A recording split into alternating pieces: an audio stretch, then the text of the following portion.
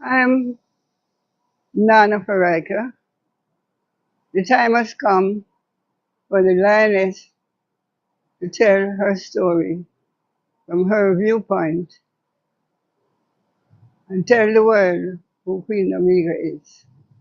This is the lion's voice.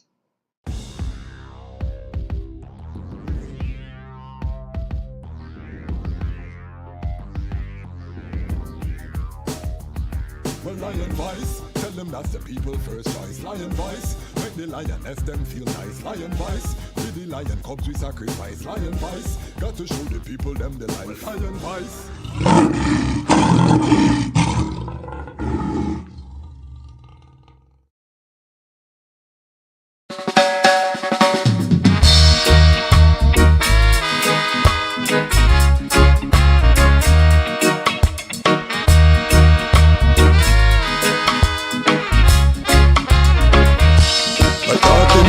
Poor man working for the rich man.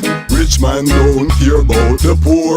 But look along the rich man own the poor man land. The poor say him can't take it no more. But look along the poor man working for the rich man. Rich man don't care about the poor. But look along the rich man own the poor man land. The poor say him can't take it no more. One day he started chanting, give me some land. Want get some land. Wanna build my own house, be my own man then. Give me some land. Want get some land. I wanna raise some little baby with a pretty black woman. Dirty Babylon, them want to stop the movement. Stop the family, them bring down unemployment. Them want the black woman become a single parent. No daddy can't about if Babylon not pay your rent. Without the Vatican servant start the enslavement. Buckingham get rich off of the slave shipment. Uncle Sam no want no reparation argument. Them just provide opportunities for prison sentence. Who profits from a whole community's imprisonment? This a big man up at top account him dollars and cents. What do you have to tell the people about Rastafari? Light to the world. King of kings and the conquering lion of the tribe of Judah. I like himself. Where's right ruler? Hey yo! Yeah. Hear them high, hear the black king on the 23rd of July. So tell them guy who praise God up in the sky, it's a lie. The Almighty living on your night. From ancient time them a try. Them Romans know them just open them suit and ties. Criminals ain't got no alibi, they stole my people. Then them come without them genocide. Are you talking about slavery? Them couldn't kill the lion we come conquer Judah tribe. Who? Go through tribulation, and I strive, see sufferation, and I still rise. That's why we tell them in America, live Rastafari in every ghetto area. We come to tell them in a Toronto, straight at it.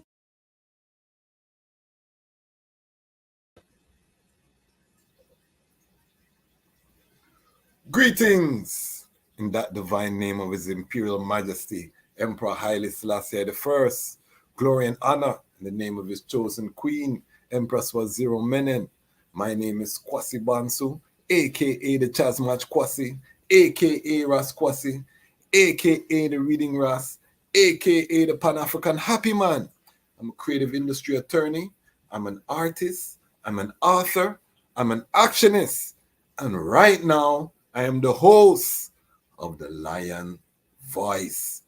Welcome to the Lion Voice and welcome to the Lion Voice Network, where we are bringing the frontline workers of Rastafari to have conversations as we work toward the building of Zion, this alternative to Babylon.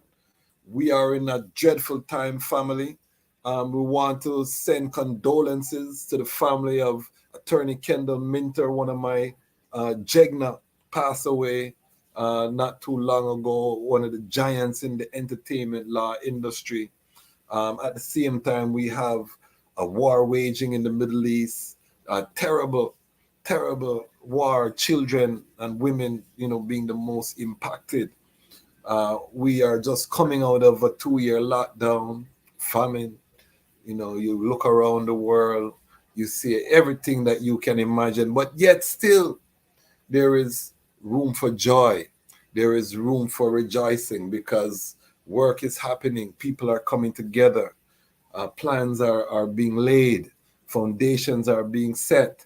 I and I, as a Rastafari family, who chanted about this time, are using technology platforms like this YouTube, and now we are connecting the dots. So we want to just give thanks, big up the big up the Lion Pride on Patreon. We passed 2,000 subscribers in our last live. We are 2017, so we gained 17 subscribers from the last live. We want to do better. We know, but we give thanks for what we have. As a content creator, it's critical to give thanks for what you have. I don't watch any other platform. As long as we're growing here on the Lion Pride, I give thanks. I want to just big up Ramia King Design. I use my tumbler. You can put hot liquid in there, cold liquid, and trust me, it keep it cold, it keep it hot. So big up sponsor Ramia King Design, big up CMAS. I want to also officially welcome. I'm gonna get to the guest family. No worry, I have to do my housekeeping because you have to keep your house tidy and make sure the house is full. I want to big up Rases Jazanai Kush, the latest member of the Lion Pride on Patreon. She has officially joined the Patreon family, meaning she's giving a monthly contribution.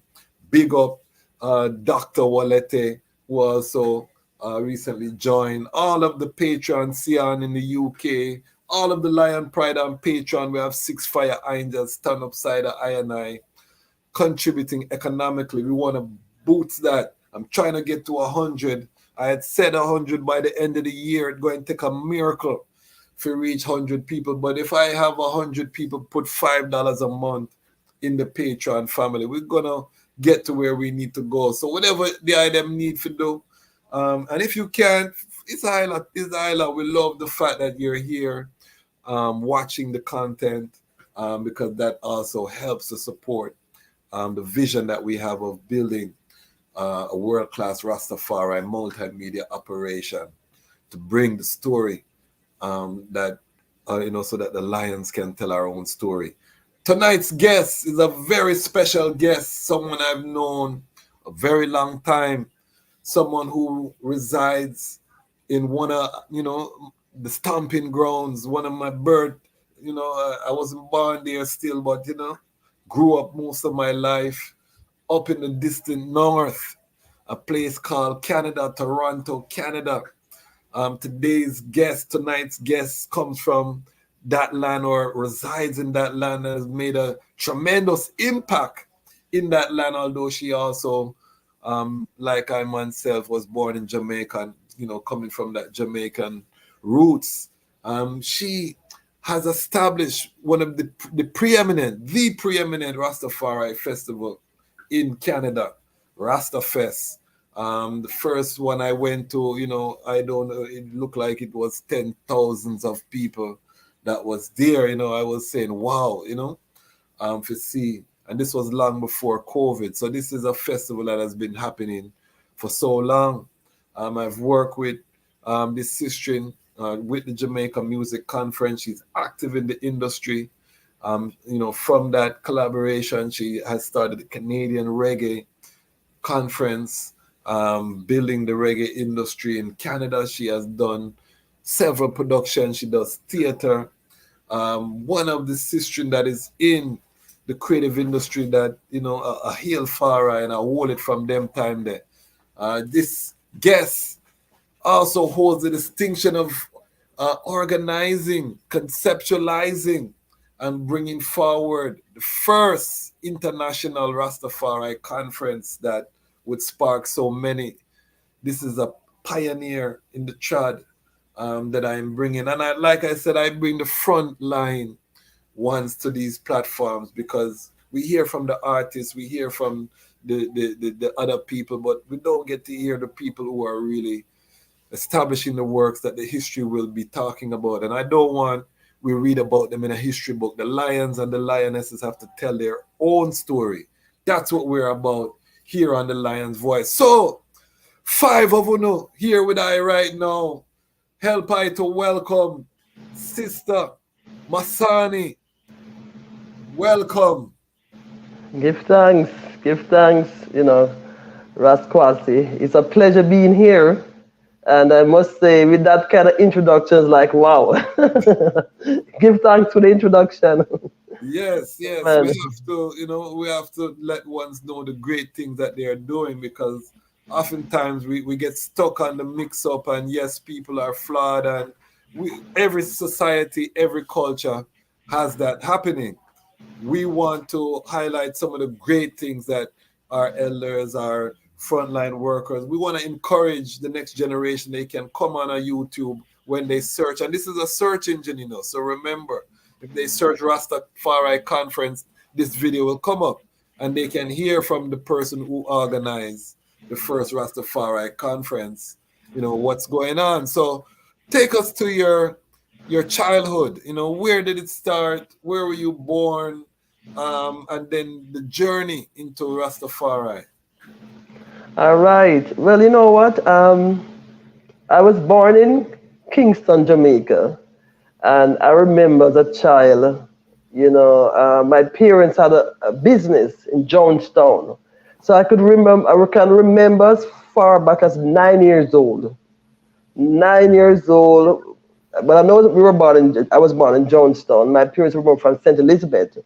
But as far as I can remember, at 9 years old, they had business, shop, grocery, everything. And then we moved from Jonestown to Almontown. Then I think my best years were at Almontown. I would say from maybe 10 to say maybe 14, because I went to Denhamton Secondary School. And from Denhamton we went to Woolmer's. Okay. So and then we left from Almonton. I went to Vineyardtown. I remember spending 1 year in Vineyardtown. So I remember being 15 years old at Vineyardtown, doing 1 year at Woolmer's, and then I left to Jamaica and came to Toronto at 16 years old. Okay. So you're talking a very, very long time. That would have been 1974, because I left Jamaica in 1974 and came to Toronto. And 1 week after being in Toronto, I was downtown demonstrating with a placard in my hand at 16 years old. That was my introduction to racism in Canada. Okay. And how I end up demonstrating.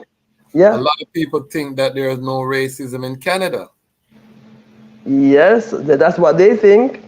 And how I end up being there. Remember now, 16 years old, fresh off the boat, as the saying would go, as Babylon would say.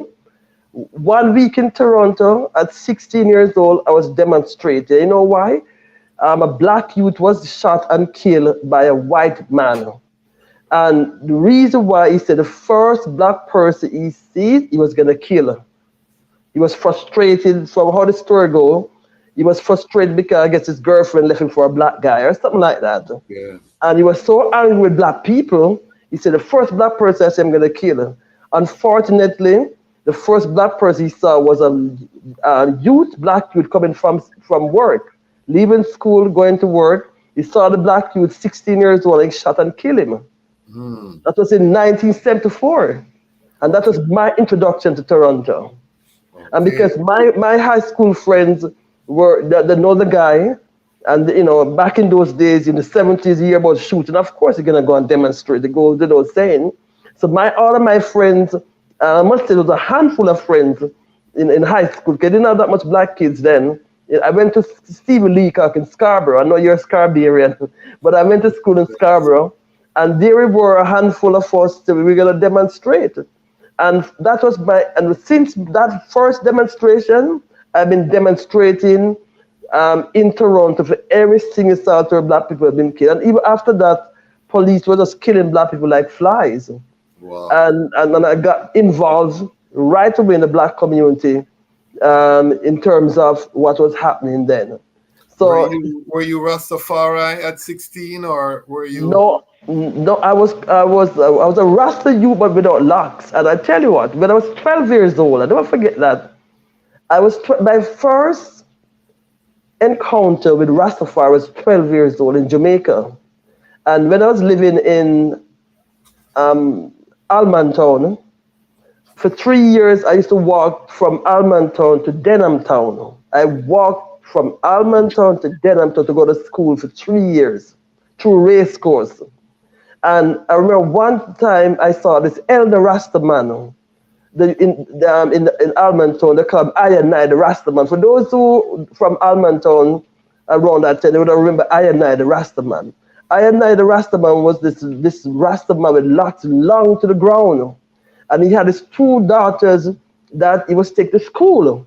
And when, at 12 now, remember I was 12, and when I saw this elder Rasta man, I said, I wish that was my father. And when I grew up, I would love to be a Rastafari. That's how I saw this elder Rasta man taking care of his 2 little girls, taking them to school every morning. My desire was to be a Rastafari person, knowing, just looking at and admiring him. And that was at 12. And that desire kept me going throughout the years. And then when I left Jamaica and came to Toronto at 16, I always remember I the Rasta man. Then I started Loxing at 19 years old. And then when I left high school, I went to college. For 3 years, I was considered odd. Remember, you're talking 19 years old, because at that time I had lots with, big head wrap, long skirt, but I was, I was looking odd to my classmates. That's all I was bald, because my head was always covered, right? Okay. And remember, no, you're talking from 1977 to 1980. It's not like now where, locks is very well covered. You're not used to locks at all. No, absolutely not. We have to hide it. We have to hide our locks. So for that 3 years in college, from 19 years old to 21 years old, 22 years old, I had to have my head covered, but my classmates thought I was bald. And I went through a lot of discrimination because I was doing journalism. In my second year of journalism, the white coordinator said to me, "Oh, black don't graduate from journalism here."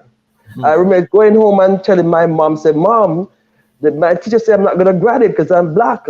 And my mom, being a Christian person, "Oh, let's pray." I said, "Mom, prayer not going to help me. It's hard work." And I remember for that 3 years, I worked extra hard to prove him that I'm going to graduate as a journalist. So when I graduated in 1980 as a journalist, I had my locks, fire Rasta, person, taking on, looking to take the place by storm. But then before that, though, there were other things that were happening before 1980. Because in 1975, Bob Marley came to Toronto. Okay. And 3 days, 1975, Bob Marley came to Toronto. And 3 days after Bob Marley's visit, the Global Mail newspaper, one is more white established newspaper, launched a vicious attack on the Rasta community in Toronto. Okay. For 1 whole week, they said Rastas were time bombed, they're going to explode. Rastas were criminal. We were the terrorists. They talk about terrorists. We were the terrorists. Wow. Rastas were terrorists. We were criminals. They're going to, the time bomb going to explode. What was happening though was New York. So they were importing information from New York to Toronto. So back then, the 70s, remember we're talking the 70s here, you did have people with locks in New York doing things. You did have people in Toronto with locks doing criminal things. Those things were happening at the same time. So you had the consciousness. That was the early part of the shower posse and all of those things that were happening. The 80s, of course, famously was the crack era. They were, wearing locks and carrying all types of criminality. So continue. Yes, so you're totally correct. So it all ties in between what was happening in Jamaica, New York, and Toronto. And I'm sure it was probably happening in England too, but I'm not quite familiar with the England story, but I know about Jamaica, New York, and Toronto. So with people having locks and committing criminal activities, of course, they're gonna say, well, all Rastas are like that. So we went through a lot of, things. After that Bob Marley concert, and brethren who, police would just grab them and tear out their locks, beat them up, put them in prison, all sort of thing. But then the organization, I have to give a lot of credit to the Ethiopian Orthodox Church, because back then the only established, let's say, organ in Toronto in terms of Rastafari was the Ethiopian Orthodox Church. Okay. That was the only place where the handful of Rastas could gather and feel safe. Because the Orthodox Church has been around in Toronto since 1972. Okay. So you have a lot of Rasta brethren, and even the Orthodox Church in Toronto is the only Orthodox church started by Rasta people. A lot of people don't even know that, eh? But I didn't know. Yeah. Yes. The Ethiopian Orthodox Church was started by Rasta people in Toronto. Okay. Out of that Orthodox Church in Toronto came many Orthodox church right now in Toronto that were by Ethiopians. Yes. But still the only English-speaking Orthodox church started by Rasta people. Okay. And I was a part of that because I got baptized in the Orthodox Church in 1977. And even when I got baptized in 1977, there was Rastas way before me. From 1972 to 1977, for that 5 year span, there were Rasta people there when I went in 1977. So why I'm telling you all this, because going back to the Bob Marley visit in 1975, yes, and then also the media attack and the Rasta people, they also attacked the church as well. So what year was it? You say you were 19. What year was that on the timeline? Just to keep the timeline cohesive. What year was that in the 70s when you turned 19? Okay, so that would have been 1977. Okay, 1977. That's when you put on your locks. Yes, 1977. Okay. Yes. Okay, that's also the year I was born. Ah. Give you some context. I was born with the 27 clash. So, yes. So the put on your locks, baptized in the Orthodox church. How many other Rastafari sisters were there at that time, or was it because we know that even in Jamaica there weren't plenty? So I could only imagine in Toronto, 1977, there couldn't have been many. How many sisters did you see there? It was a handful. It was always a handful. You didn't have that lot of Rasta sistering even back in the 70s. It was really a handful, even from Jamaica to Toronto, and even in the Orthodox Church, it was still a handful. I didn't have that many with locks too. So you may remember now, the Ethiopian Orthodox Church is not a Rasta church. However, that is where Rasta people feel comfortable gathering because of its connection to Emperor Haile Selassie, the patriarch of the church, and the love for his majesty. So what brought me to the church was the love for his majesty, right? So the Rastas who were there, they were there out of the love for his majesty. Okay. So it wasn't a Rasta church, but it was an Ethiopian Orthodox church. So a lot of people don't know that, but that's what it is. So, but it's the only place we felt safe where as Rasta people could gather because of the persecution. And then now, out of that gathering of the church now, in the 70s, then because of what was happening then, myself and my sister and my brother and a handful of Rasta people, we started something called the Rastafari Cultural Workshop. That was started in 1977.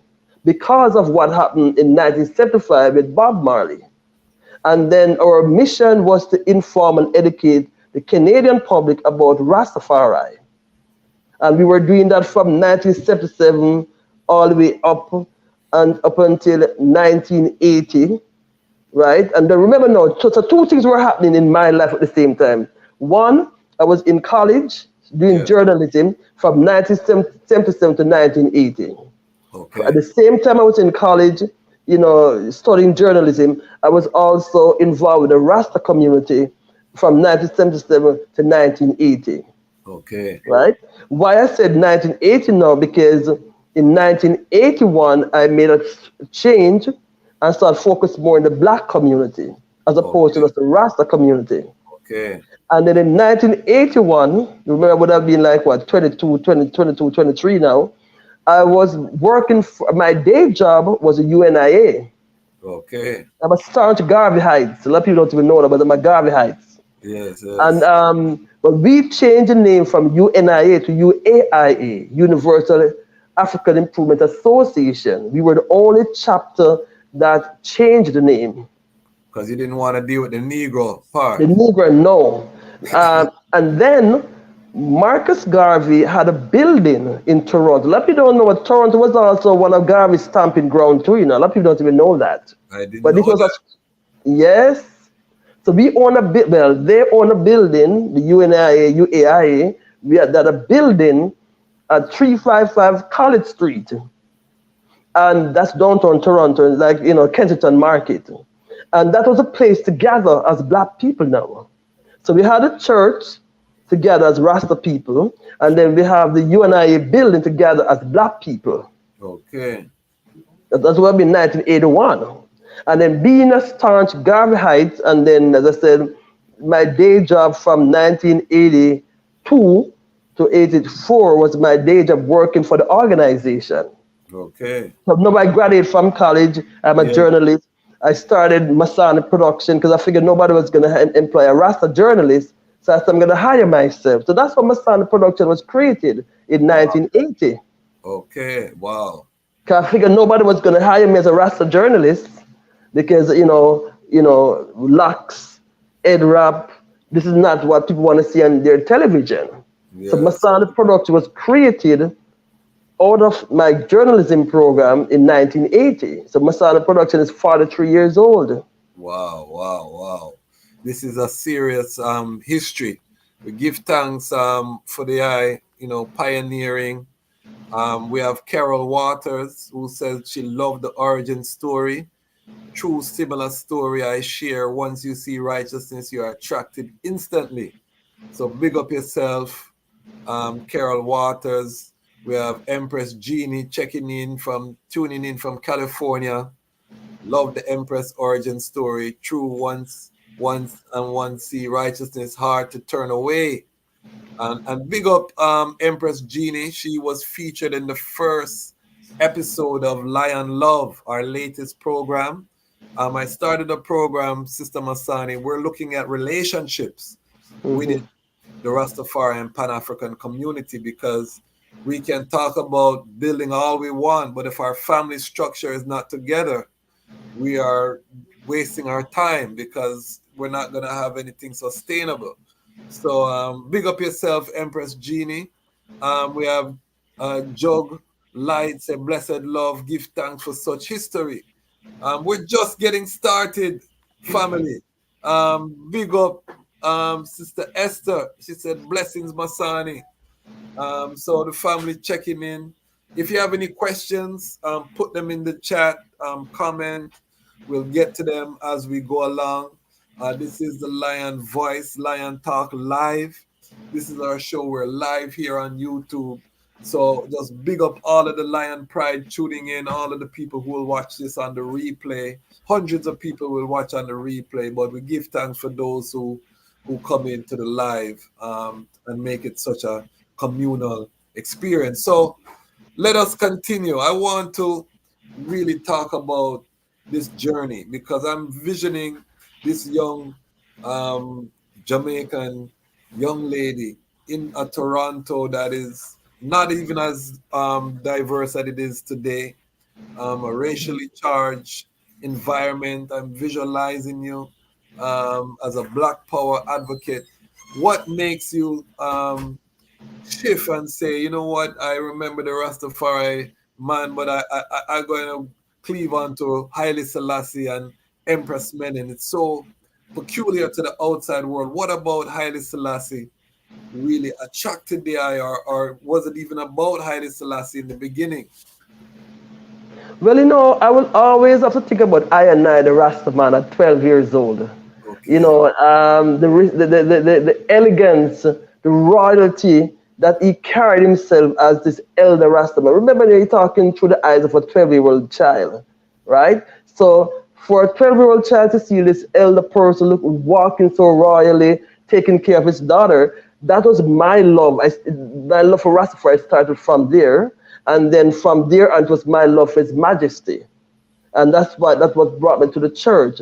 So the love I have for His Majesty and Empress Menen brought me to the church. But back then, remember now, we weren't talking about Empress Menen back then. We were just talking about Emperor Haile Selassie. Yeah. It's just recently, maybe the last, 10 years, 20 years or so, I'm not sure, that Empress Menen came where people started talking about Empress Menen.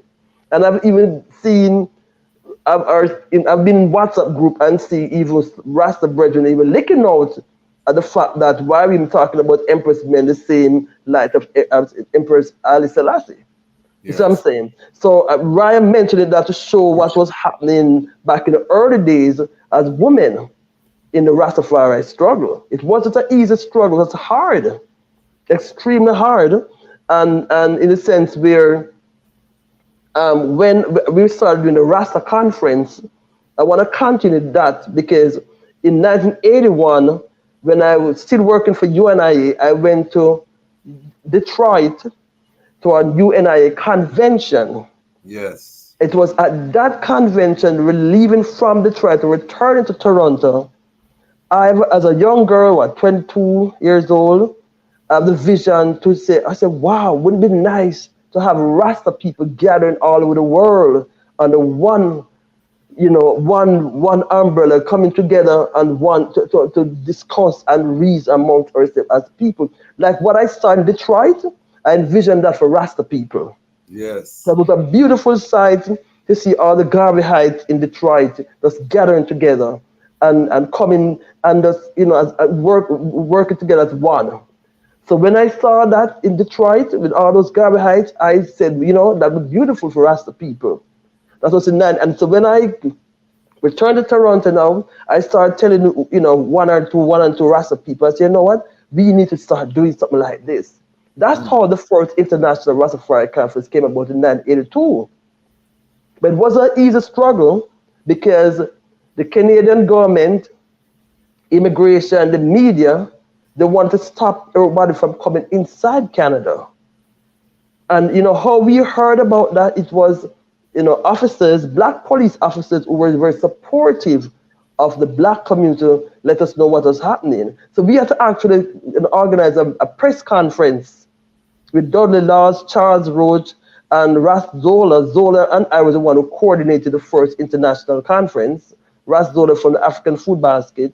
We had a press conference, and we brought it out to the public. I said, look at this. We are doing our first international Rasta conference, and the immigration and police and they tried to stop us. And when we brought up to the public, right away, they had to back off. And this is how the 82 conference even came about. A lot of people don't even know that. This is why we are here, because we want the Lioness to tell your own story.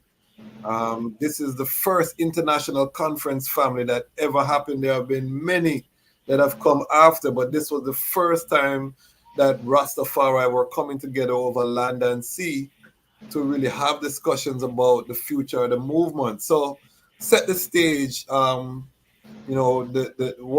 I am. Big up Ras Zola. We're gonna have him on the platform. I'm working with him now on the ITAL certification standard. He's one of the committee members. Very knowledgeable in agriculture, black food sovereignty. He has done some mighty work. So we're gonna definitely bring him on here to talk about agriculture and the work that's happening on that front.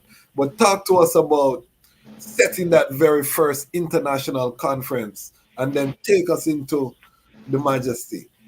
All right. So after we had the press conference, and the media, immigration, and police had to back off. And now we had the Rastas coming in now from all over the place. So we had Rastas from the Caribbean. We had Dominica, Trinidad, Grenada, Guyana, Jamaica, of course. Ras Sam Brown was the guest speaker from Jamaica. Rasta and Brown. But then we had Rastas from right through the Caribbean that were coming in. We had Rastas from California, Rochester, New York, and everyone were just coming in. And when they came in, I remember we were all young. We just know that we just want to gather. My vision was to gather, and once we gather, let us see what we could do in terms of moving forward. The vision I had, though, was for an international Rasta conference to take place in a different country every year. That was a vision, because I always say it should never stay in one place. We must move it, different country, having different, ones coming together from all the world, throughout the world together. That was a vision. So the first one in 82 was in Toronto. The second one was in Jamaica. But then I must say that's 83. Yeah, that's the famous 83, the 22 points. But before you go, all of these Rastas together, were they burning herb at this time at the conference? How did that work? Because I remember we brought some Rastas to Howard, and it's like them legalize herb on the campus for the time. No. You're talking 1982 in Toronto. There was no herb burning. Strict protocol. Strict protocol. Of course, herb could be burned outside. Yes. We had it at the university, we had it at the high school, we had it in the community center, but there was no herb burning inside. I remember we were very young people too. What were the locations? Okay, so it was, for what I remember, it would have been in a high school. It wasn't the university, but we had a university program the following year with Rastafari. Yes. So in 82, it was in a high school with all the Rastas. In 83, it was in Jamaica at UWI. Yes. But in 84 now, because you see, what happens is in 83, there was a breakdown. And that's a breakdown in the sense where my vision was to move it to another place. So from Jamaica, should have gone to Trinidad. But you see, the Rastas in Jamaica didn't want it to move from Jamaica. They didn't want to go to Trinidad. Said, no, you gotta stay in Jamaica and so forth. So there was a whole lot of internal things happening in Jamaica. And then when I saw what was happening in Jamaica now, the vision that I had now wasn't happening in Jamaica. And remember now, you got to understand that I was about 25 years old at the time, young Rasta girl. So it's like I had 3 strikes against me. The one strike was that I was young, 25 years old. My second strike, I was a female. My third strike, I was considered a foreigner, because in their mind, I was a Canadian. Yes. So as a foreign Rasta girl, what you think she want to do? Come organize big Rasta people. That was a concept. Yes. But then when I told him, so listen, man, I'm born and bred a Jamaican. When I started talking about my Jamaican roots, so that's when now it's all right, Jamaica, we can deal with that. You know what I'm saying? Throw like a pot up on them. You have to throw like a pot. Throw some pot upon pot. But then after also mention Tafari now. Yes. Because Team Elder, yes. Elder, because 25, she would have been, so she's 20 years older than me, so I would have been 25, she would have been 45. Okay. So she was an elder in a Nyabingi house, and I met her at a Nyabingi in Kingston. So she and I never forget, she and I, okay, so when I went to Jamaica now, after the Toronto conference, what came out of the Toronto conference was that 2 things. One, Sam Brown was going to be the international chair, and then I was going to be international secretary. So as my status as a visionary person was reduced now to secretary. Okay. Yeah, that's what I'm saying. But that didn't bother me, because again, all I was thinking of was the vision I had in Detroit. Yes. So and you're young. I was so young. You're not going to hand over the movement to who they perceive to be a young girl. Exactly. Yes. My main function, my main objective was to just see the vision become a reality of Rastas gathered all over the world under one and discussing and come together, organize and centralize as one. That was always my vision. Never about who's going to be chair or doesn't. That was not me. Right? You're not doing it for the position. So absolutely not. Was that first conference in Toronto? Was it Nyabingi, Bobo Shanti, 12 Tribe? Was it, was it mostly Nyabingi? What was the makeup of that first conference? So you would have Orthodox members, of course, because I remember the Orthodox Church was very strong in Toronto. So you would have Yes. Orthodox member, you would have 12 tribe, and then you would have Nyabingi. And then Rasta and Brown, was more Nyabingi, so you would have, and so forth, yes. So you would have a mixture of everyone. And then you have Rastas who were not even from none of the organs or mansion. Yes, yes, yes, yes. So you went into Jamaica. Take us to meeting Nana Faraika at the Nyabingi. Was she jumping Nyabingi, the young Nana Faraika? We want to Yes, know. she was. Yes, she was. And she was my inspiration because we had similar paths. Both of us were journalists. Both of us were Rasta women. Both of us were young. And both of us were also going through our journey too. We were 20 years apart, but she was like a big sister to me at the time. So we met at the Bingy house. And I remember she and I actually, okay, before I met None of America though, who I met, who helped organize the camp was a Rast historian, and the Rast is at Church Street. And that's another thing too I find that a lot of people do not know the amount of work that Rast historian have done. It's a Rastafari Movement Association was an organization, and they did a lot of work. They were based at Church Street. Back then, in the 70s, the place to gather as Rasta people were really Church Street, downtown there, right at Church Street. So that's where everything was organized from. So the conference was there. Miguel Lawn also just came back to Jamaica.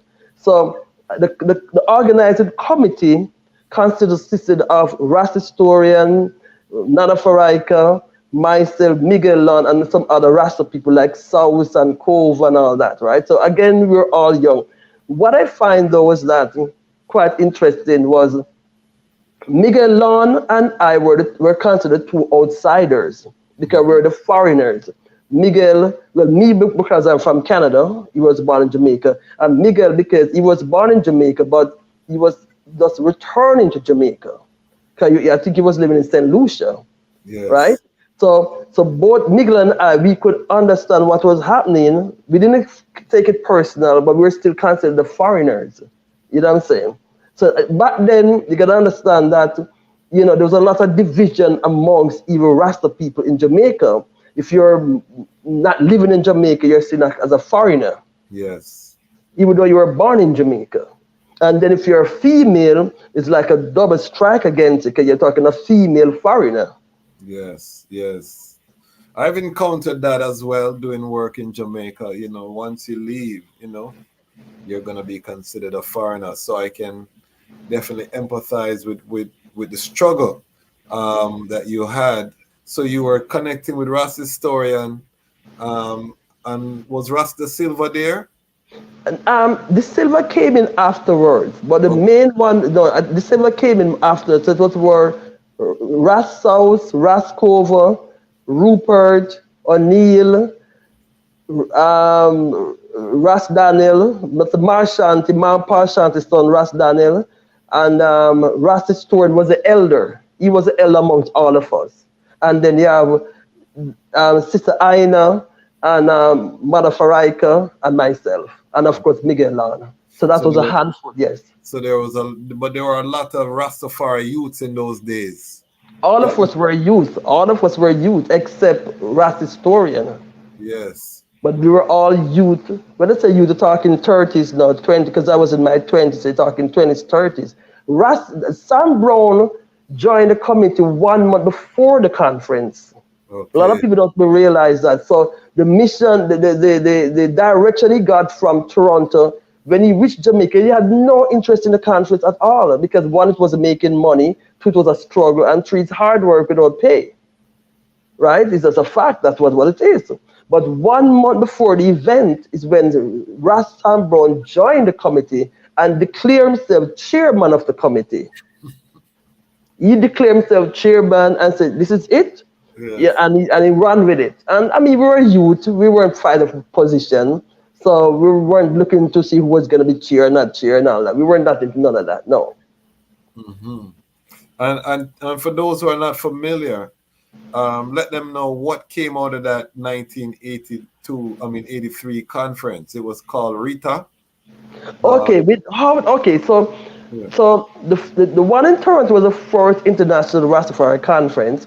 The second one was the second international Rastafari conference. However, 1 month before the event, Sam Brown was the one who changed the name from the second international Rastafari conference to RITA because of Rita Marley's donation of $5,000 to the committee.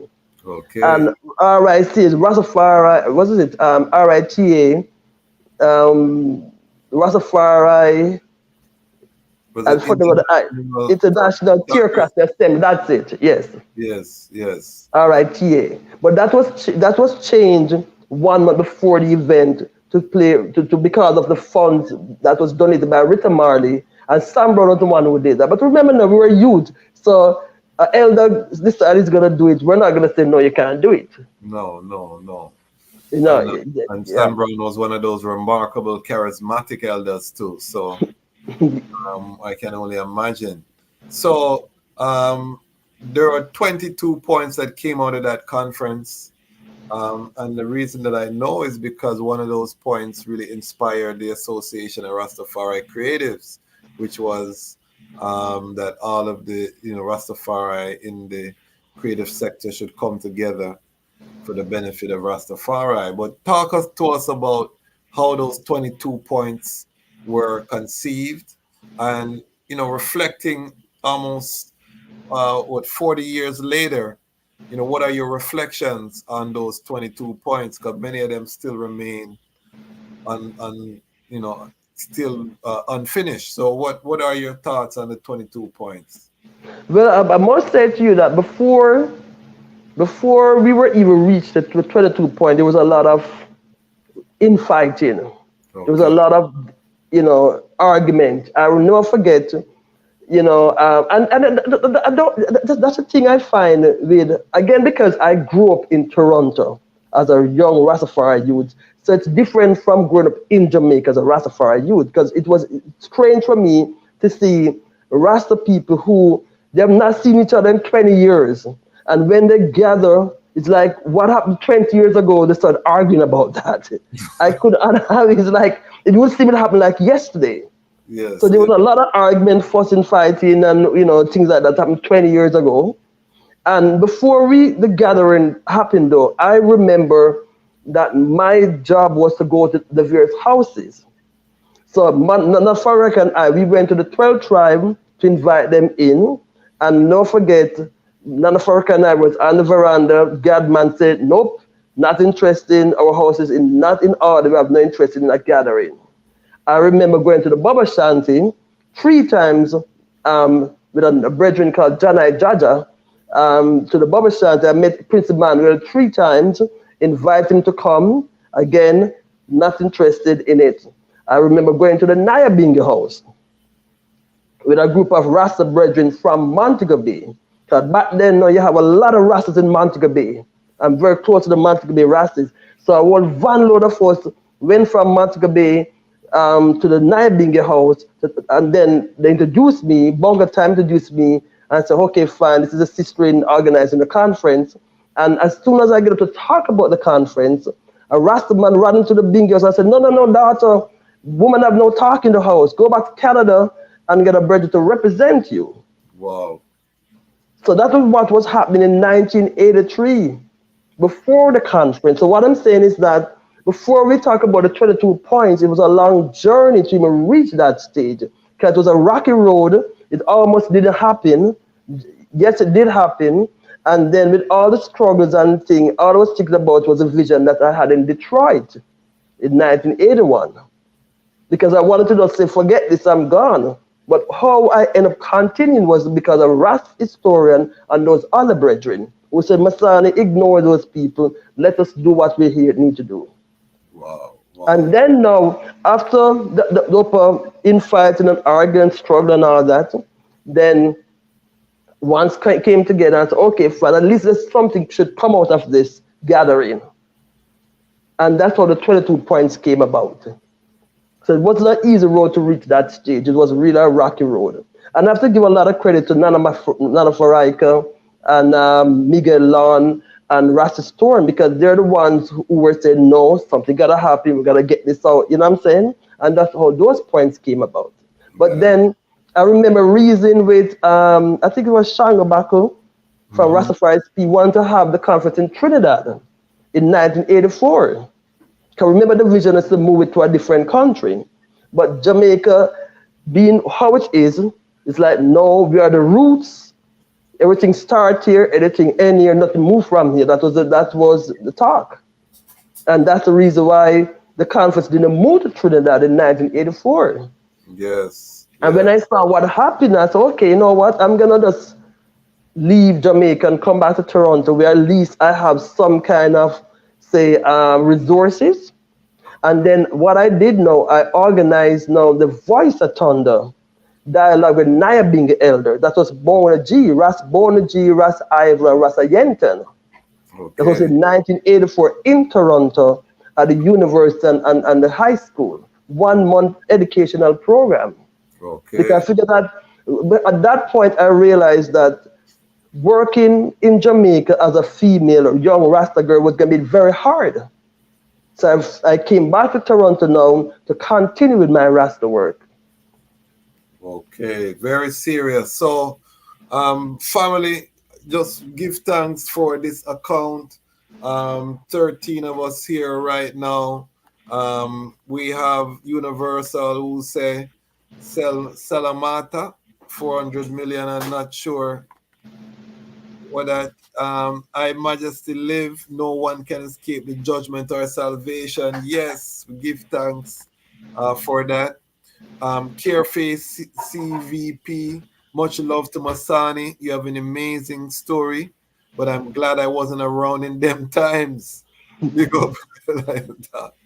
Yes. Serious thing. I'm late and the eye on time like a real liar. Yeah, man, we don't miss timing, you know. We try keep it timely. Truth said Joanna born free, said blessed love, Empress Masani. This is most an interesting account to hear how Omega energy working in the foreground to push forth Far Right works. Yes, long time, young time, you know. Give young Sanizes, bless up yourself, Universal. Empress Jeannie said, working as a female Rastafari in America is still very hard, which is unfortunate. Much brethren now love, now have faith in we, you know. So serious. So, you know, the sisters are here, Sister Masani, you're hearing that you're inspiring them, and you are a pioneer that I think has to be celebrated as we, you know, write our own history as Rastafari. I know the I story has to be prominent. Nana Faraika, of course, who predates the I, Sister Aina Marshanti. But the I, you know, as the next wave, you know, that next generation that came up, that really blazed a trail in terms of the work, because the I has always been doing the work. So talk to us after you brought the elders with the Sons of Thunder, Rasbona G's, and all of these to Toronto. What was the I next move? Okay, so that was 84. Then in 1985, in order to continue, well, one, I realized I have to continue doing Toronto. So I wasn't going to do anything in Jamaica after that. So in 85, I started something called Culture Jam. Culture Jam now was a combination of the conference and the Voice of Thunder.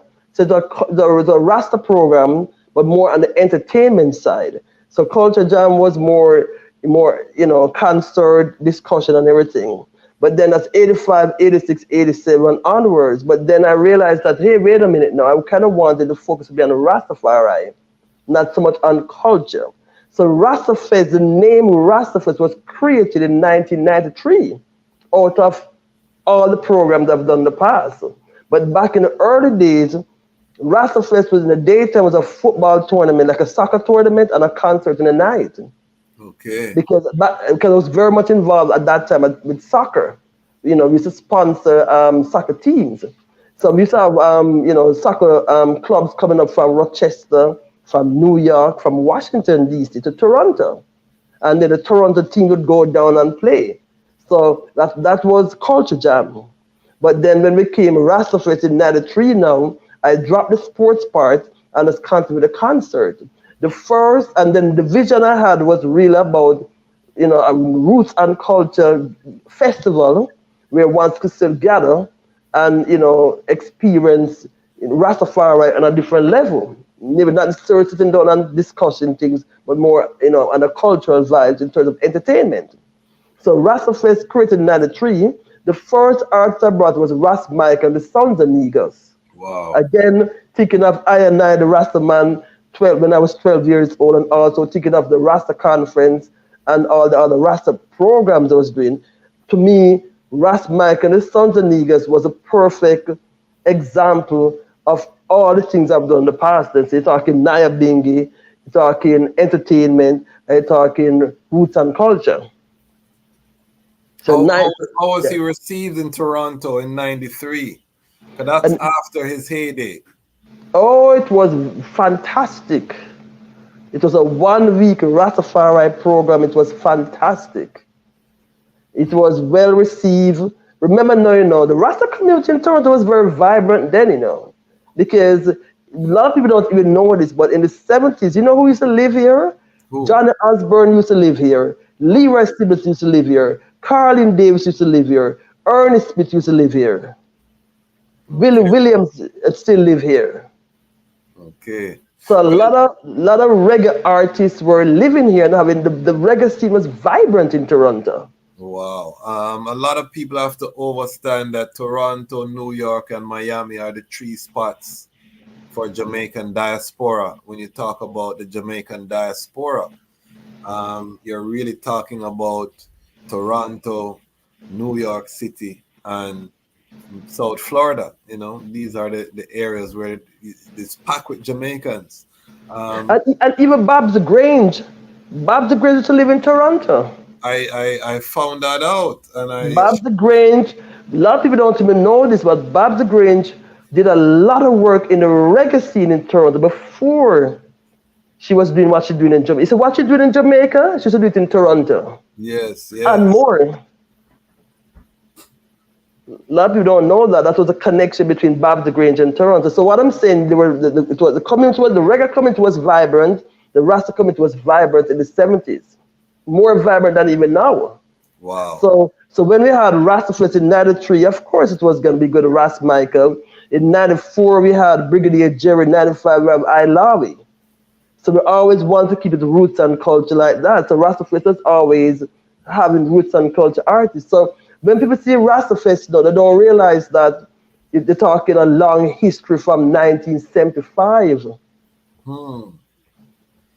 The name Rastafari is from 1993, but in fact, the works and it really started from 1975 when Bob Marley came to Toronto. Wow. I heard about that because my parents took my brother to that concert, and I hear that was a legendary concert in Toronto, Bob Marley. The impact that it had on Toronto. As you said, the paper was so powerful. The newspaper had to write on articles to try to kind of keep down the energy because that was really at the height of Bob Marley power as a global superstar too, so I know that was very powerful. So talk to us about the evolution of Rastafest and then lead us into some of the other works, because the festival is only one component of the works that the I has been doing there in Toronto. Yes, okay. So the festival still happens every year. And we have many artists. The list goes on and on. Muta Baruka, Warrior King, Johnny Clark, Johnny Osmond, Sister Carol, Kabaka Pyramid before he even won the Juno. The Grammy, we brought up Kabaka with Bushman. So even Kabaka even winning a Grammy. We brought up Kabaka Pyramid in what year was that? In 2017.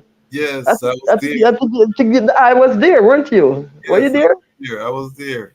That was Yeah. the first time at Pioneer. Pioneer Village, Black Creek Pioneer Village, but you were there at Downview Park. Yeah, I was When we there. had the big crowd. Yeah, We had man. the huge crowd. So I've But seen the changes, but continue. yeah, but anyway, so Rastafest has been evolving and I've made a lot of changes. I mean, of course, before COVID, post COVID, it's still a free festival. Where we are now, it's in a place called Little Jamaica and Eglinton and Glenholm. And why it's so important to have Rastafest in Little Jamaica is that, for those who don't know, so while we were growing, Little Jamaica in the 70s was a heart of the black community. Right now it's being gentrified. Okay. So in Toronto in the 70s, as black people, the only place we could go to gather, apart from the church and the UNIA, was Little Jamaica. And where's And that then, for the Toronto family? Where is Little Jamaica? Eglinton and where? so Little Jamaica it's on Eglinton from Marley to Kiel. So Okay. Marley at the highway, and then Kiel to the west. So Okay. the long strip.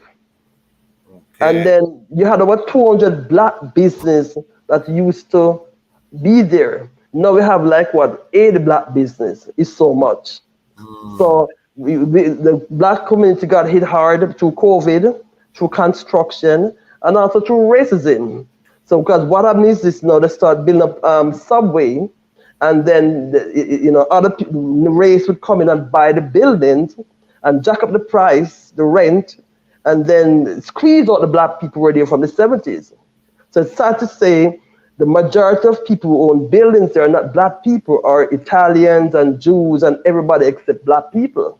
Wow. So it got so bad where the city of Toronto have to say, we have to designate this area as a cultural district to kind of preserve like a heritage site. Yes, yes.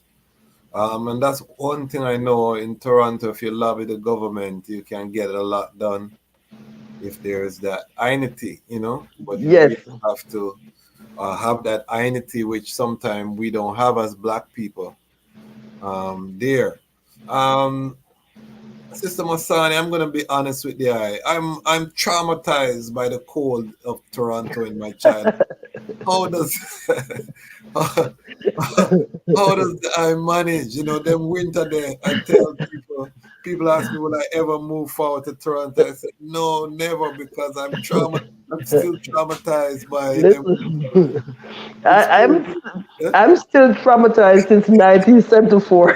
So I still am not able to deal with it now. But you know how I end up, I spend a lot of time in Jamaica. Yes, you do. I do spend a lot of time in Jamaica, and that leads me to what I'm doing now.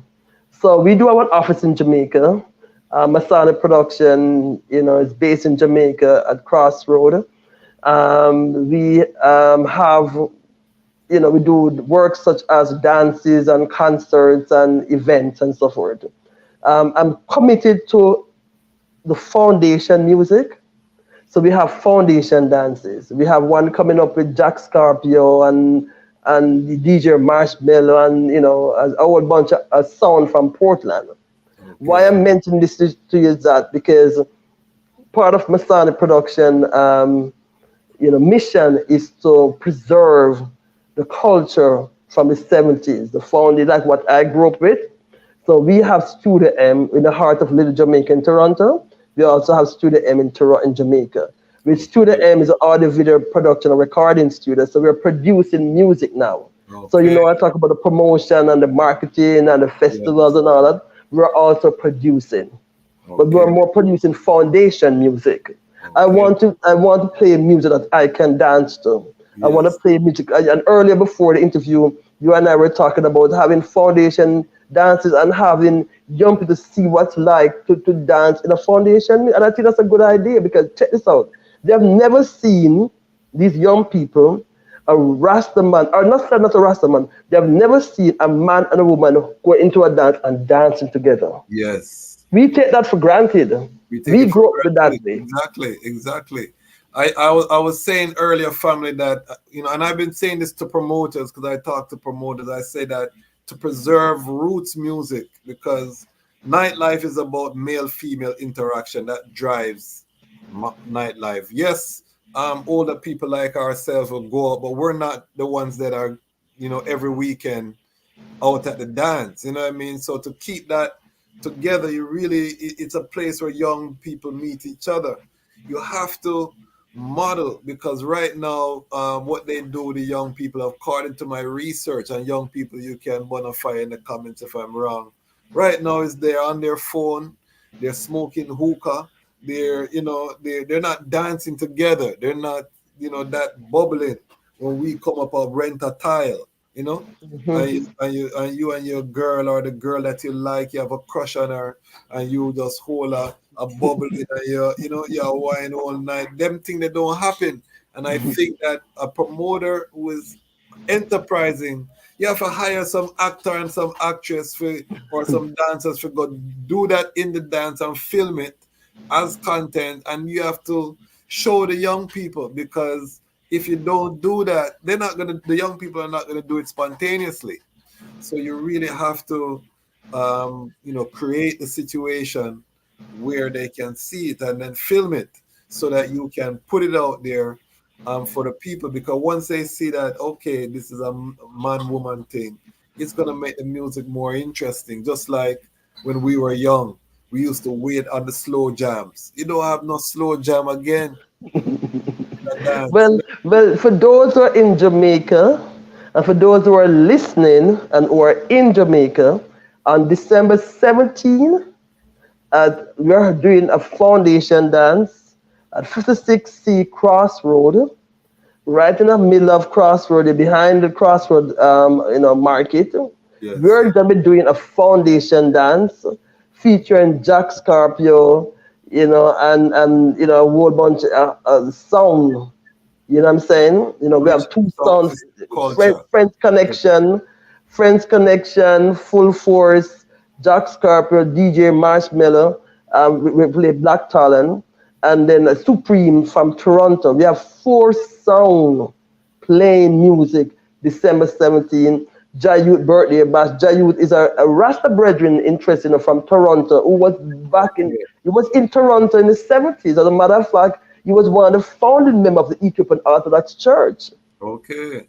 He's a Nyabingi man still, but he was one of the founding members of the Ethiopian Orthodox Church from Toronto from the 70s. Okay. So you saw a lot of Torontonians to be at the dance because of him and because of me, because we are decided we want to do this and we want to have a good time. We're gonna and that night I expect to see man and woman dancing. Well, I make sure you have a film crew to film it, and the post promotion, as you know, is just as important. Well, we'll live stream the dance on Rastafest.tv, because we have a weekly TV show called Rastafest.tv. Yes, talk about, there's so much works that I have happening on Lion Pride. As you watch this, whether you're watching it live or you watch it on the replay, which I know hundreds of people will watch on the replay, make sure we support this Rastafari pioneer. All of the works that she's saying, if you're in Jamaica, go to the dance, attend the dance. Let's preserve that part there. And talk to us about the television program that they have. Yes, okay. So the festival is once a year. However, we do events throughout the year. We do a lot of events. A lot of people don't even realize it, but we do a lot of events throughout the year. So in March, we do Sister Fest. So just like we had the Rasta Fest that I created in 1993, in 1996, I created Sister Fest. The reason why I created Sister Fest, because I find that you didn't have a lot of female in the music industry. So I wanted more female to come forward. So I wanted to give them their own platform. So we have Sister Fest usually around March, International Women's Day. And in the past, we have worked with artists like Sister Carol, and a lot of, prominent female artists that, we want to showcase, right? So that's in March. We also do a Black History Month event in February. Then I think in August is when we do Rasta Fest. Then November now we do the Canadian Reggae Music Conference. And as you rightly said earlier, that came out of the Jamaica Music Conference, of the conference that you were doing in Jamaica, where we were carrying a lot of Canadian artists to the conference for the last 6 years that you did a conference in Jamaica. We brought on Canadian artists because, you see, again, I was always looking how I can promote Canadian artists. So, we'll bring down these Canadian artists and showcase them in Jamaica, and hopefully by them coming to the Jamaica Music Conference, they were able to network and move forward and get something educational that could help them with their career. So we are committed to building the Canadian music industry as well as working in the Rastafari community. So I work in both communities. Beautiful. So because we have so many events through the year, we decided to do a weekly TV show called Rastafest.tv. And Rastafest.tv is a pre-recorded show, and we broadcast every Friday at 9 o'clock on the Caribbean World Channel. Now, why I'm telling you all this is that for the dance next week, Sunday, December 17, we will broadcasting live on Rastafest.tv. So if you can't be in Jamaica for the dance, just log on to Rastafest.tv and you'll see the dance. And then we're going to record the dance, and put it on a TV show on Caribbean World Channel. Now, Caribbean World Channel, you can get it through the Roku, and Roku, we have 84 million subscribers. So it's a huge platform for a TV show. Positive. I'm going to ask as a pioneering sister doing all of this revolutionary work, I'm sure that you see young Rastafari sisters coming up, still very rare to see Sisterian grounded. What have your observations, or what, because we have some young Sisterian in the chat here. Empress Jeannie is in her early 30s, and we have other ones who are younger who watch the platform. What sounds would you give to the young Rastafari Sisterian now that are coming up that want to have an impact within the Livity?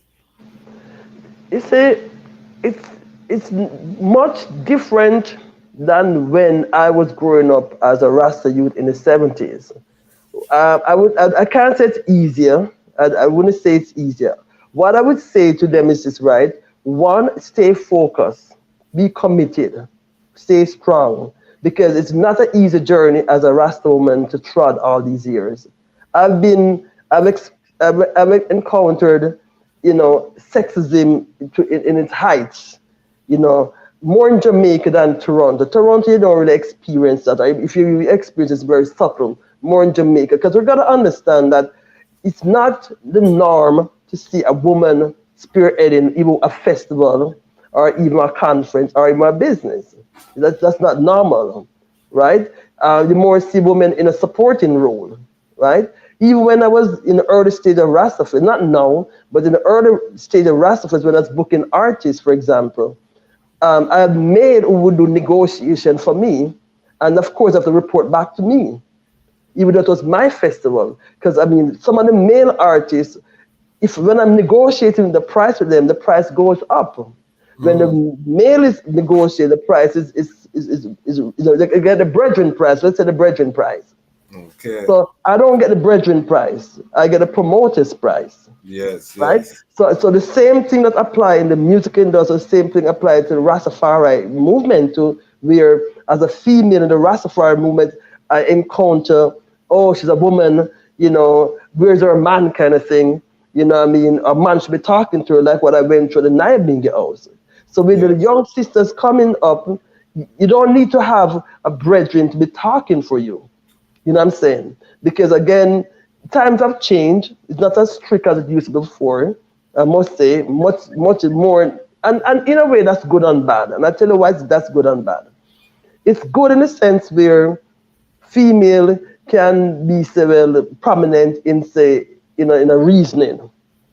Because you have had, sister in the Nyabingi house being prominent and doing things and other mansion and so forth. That's the good part of it.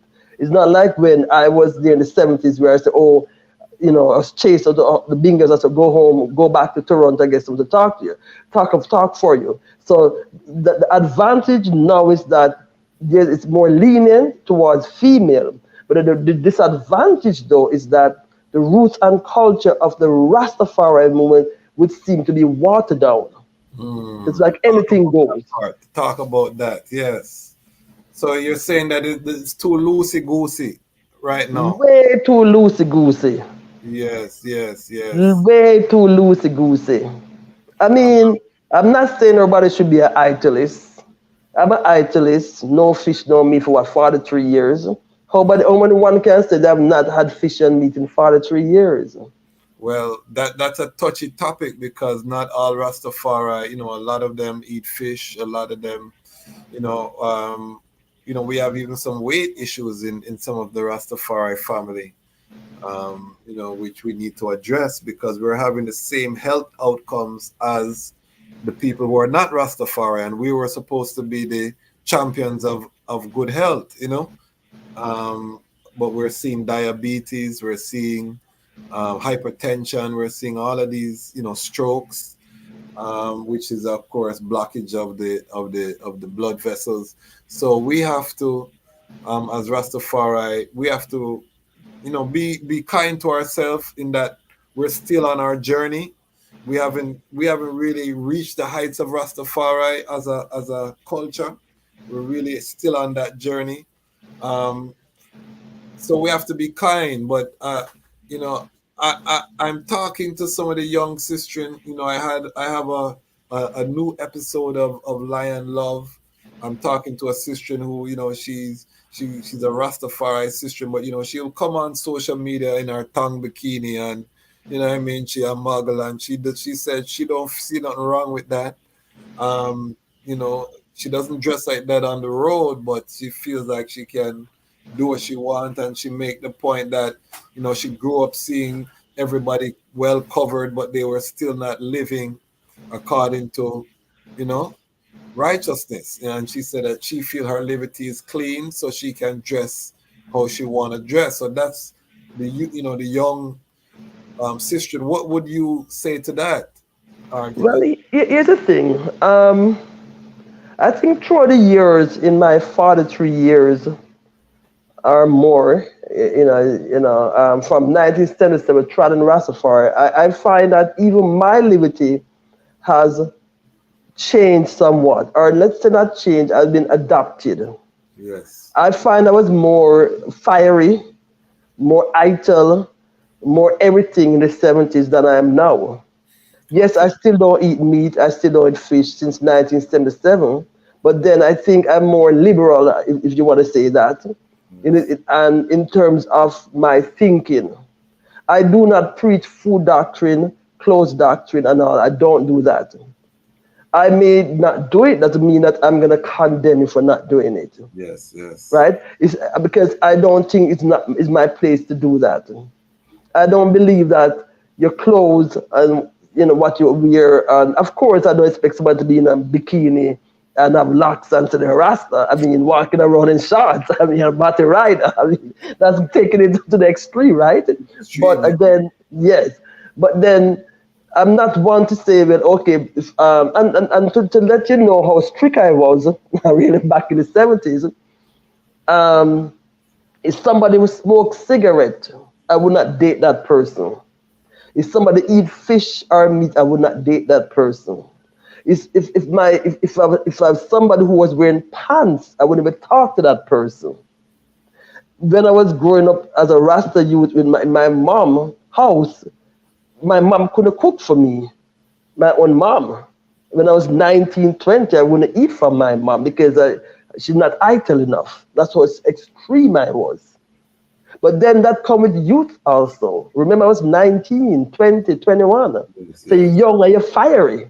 That's different.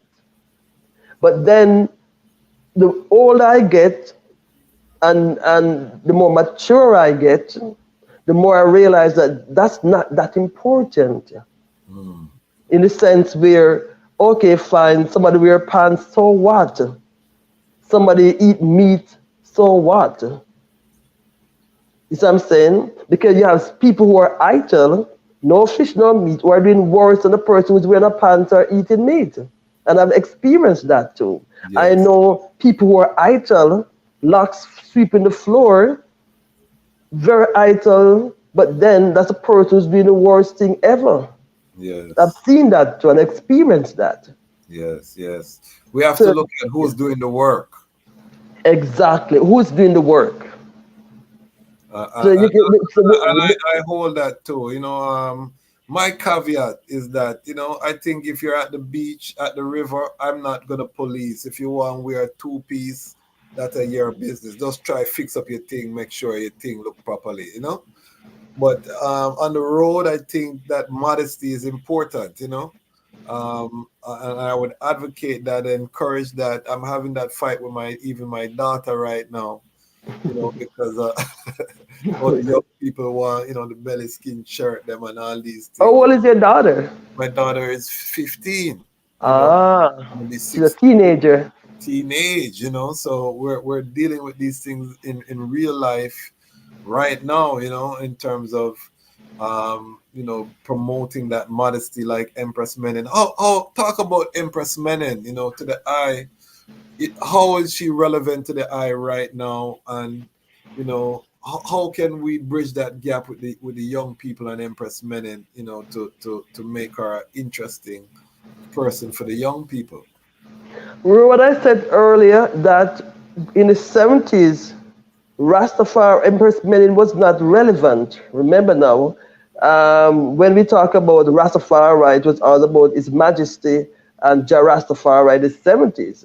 The Empress Menen, being on the same level or even being crowned or being acknowledged or even recognized, as part of His Majesty is something, what, the last, 10 years, 20 years? I'm not Mhm. even sure at what time. But wasn't like that in the 70s. So we didn't grow up here in Empress Menen at all. We didn't know that, well, she was crowned the same time as Emperor Alice Selassie. We didn't even know that. Because that was not part of her teaching as a young Rasta people. You see what I'm saying? So that only shows some change within the Rastafari movement. You see what I'm saying? So in terms Yes. of her influence now, this is good for young Rasta sisters to see that there's Empress men that could emulate towards, look forward to that. But we didn't have that guidance in the 70s. Remember that. Yeah. Okay. You are My going guidance would have been on. like another Farika, an Yes. older Rasta woman. Yes. Yes. Yes. So you are looking more at like Proverbs 31 and the Bible, the biblical woman. Yes. But we didn't have that guidance. We didn't have that spiritual experience. No, we did not, because it was not the thing to do. When Yes. in this Rasta gathering, when you go to this Rasta gathering, you see eye trait of His Majesty alone. No, you see eye trait of Empress Menen and His Majesty. So that wasn't the norm for us. Do you think the women's conference that Nana Faraika called at Howard University that I was honored to be able to attend as a young student, do you think that had an impact and on how Empress Menen is now being recognized? Because I know Nana Faraika said she had a dream to bring Empress Queen Omega to the world. And that conference was part of her obeying that calling. Most of the sisters I know I met during first at that conference. Do you think that conference had an impact? And talk to us about that conference, the Empress. Definitely, because I was there at the conference. That would have been maybe 23 years ago or 20 years ago. My daughter is 23 years old. My son is 33 years old. That's how I remember things, because after a while, the memory comes and goes. I'm getting up there in age. I'm 65 years old now. So You see, age. you just frighten a lot of people because a lot of people thought you were your 40s. You see, they weren't doing the math. But yes, 65, I I thought, am come Iris. April, I'm gonna be 66 years old, so I'm getting up there in age and, Yes. and so forth. But yes, my daughter is 23 years old and my son is 33 years old. So that's how I remember things based on my children age. So I remember I taking my son to the conference. He was would have been maybe what? So he's 33. And the conference was 20 years ago. he would have been like 13 or something like that, yeah. And then if he's 20 years old, then my daughter was born then, right? That's what I remember. So yes, Yes. so that first conference, Empress Design, I was at the conference. That's the first one I met Queen Mother Moses. We actually share a room with Queen Mother. I share a room with Queen Mother Moses at the university. And but I'd met Nana Faraka said from the 70s in Jamaica, Yes. right? So it was a lovely gathering. Empress Zion, I'm one of the member that was privileged to be there. That's like the I. And I must say it was nice to see all these Rasta sisters gathering together. But that was the first that I know of. And you know, I don't know of any other gathering of Rasta sisters like that. And every year, you know, there was a gathering, and I was very much involved with that. I'm also involved with the Canadian chapter of the Empress Zion. And then we had, you know, I know there are chapters like in Atlanta, and in Florida, and Jamaica, of course, and in Africa. And so I think having that gathering of sistering was a very good move and Nana Faraka's part, because again, it was the first time I think where women or Rasta women could come together. Just like I vision, you know, the Rastafari conference coming from Detroit, you know, in 1981. You know, with Rasta people gathering together. It was the same similar vision where Rasta sisters gathering together. And I thought that was very good because it was much needed. Because you got to understand that, you know, growing up as a young Rasta youth, as a female young Rasta youth, was very isolated.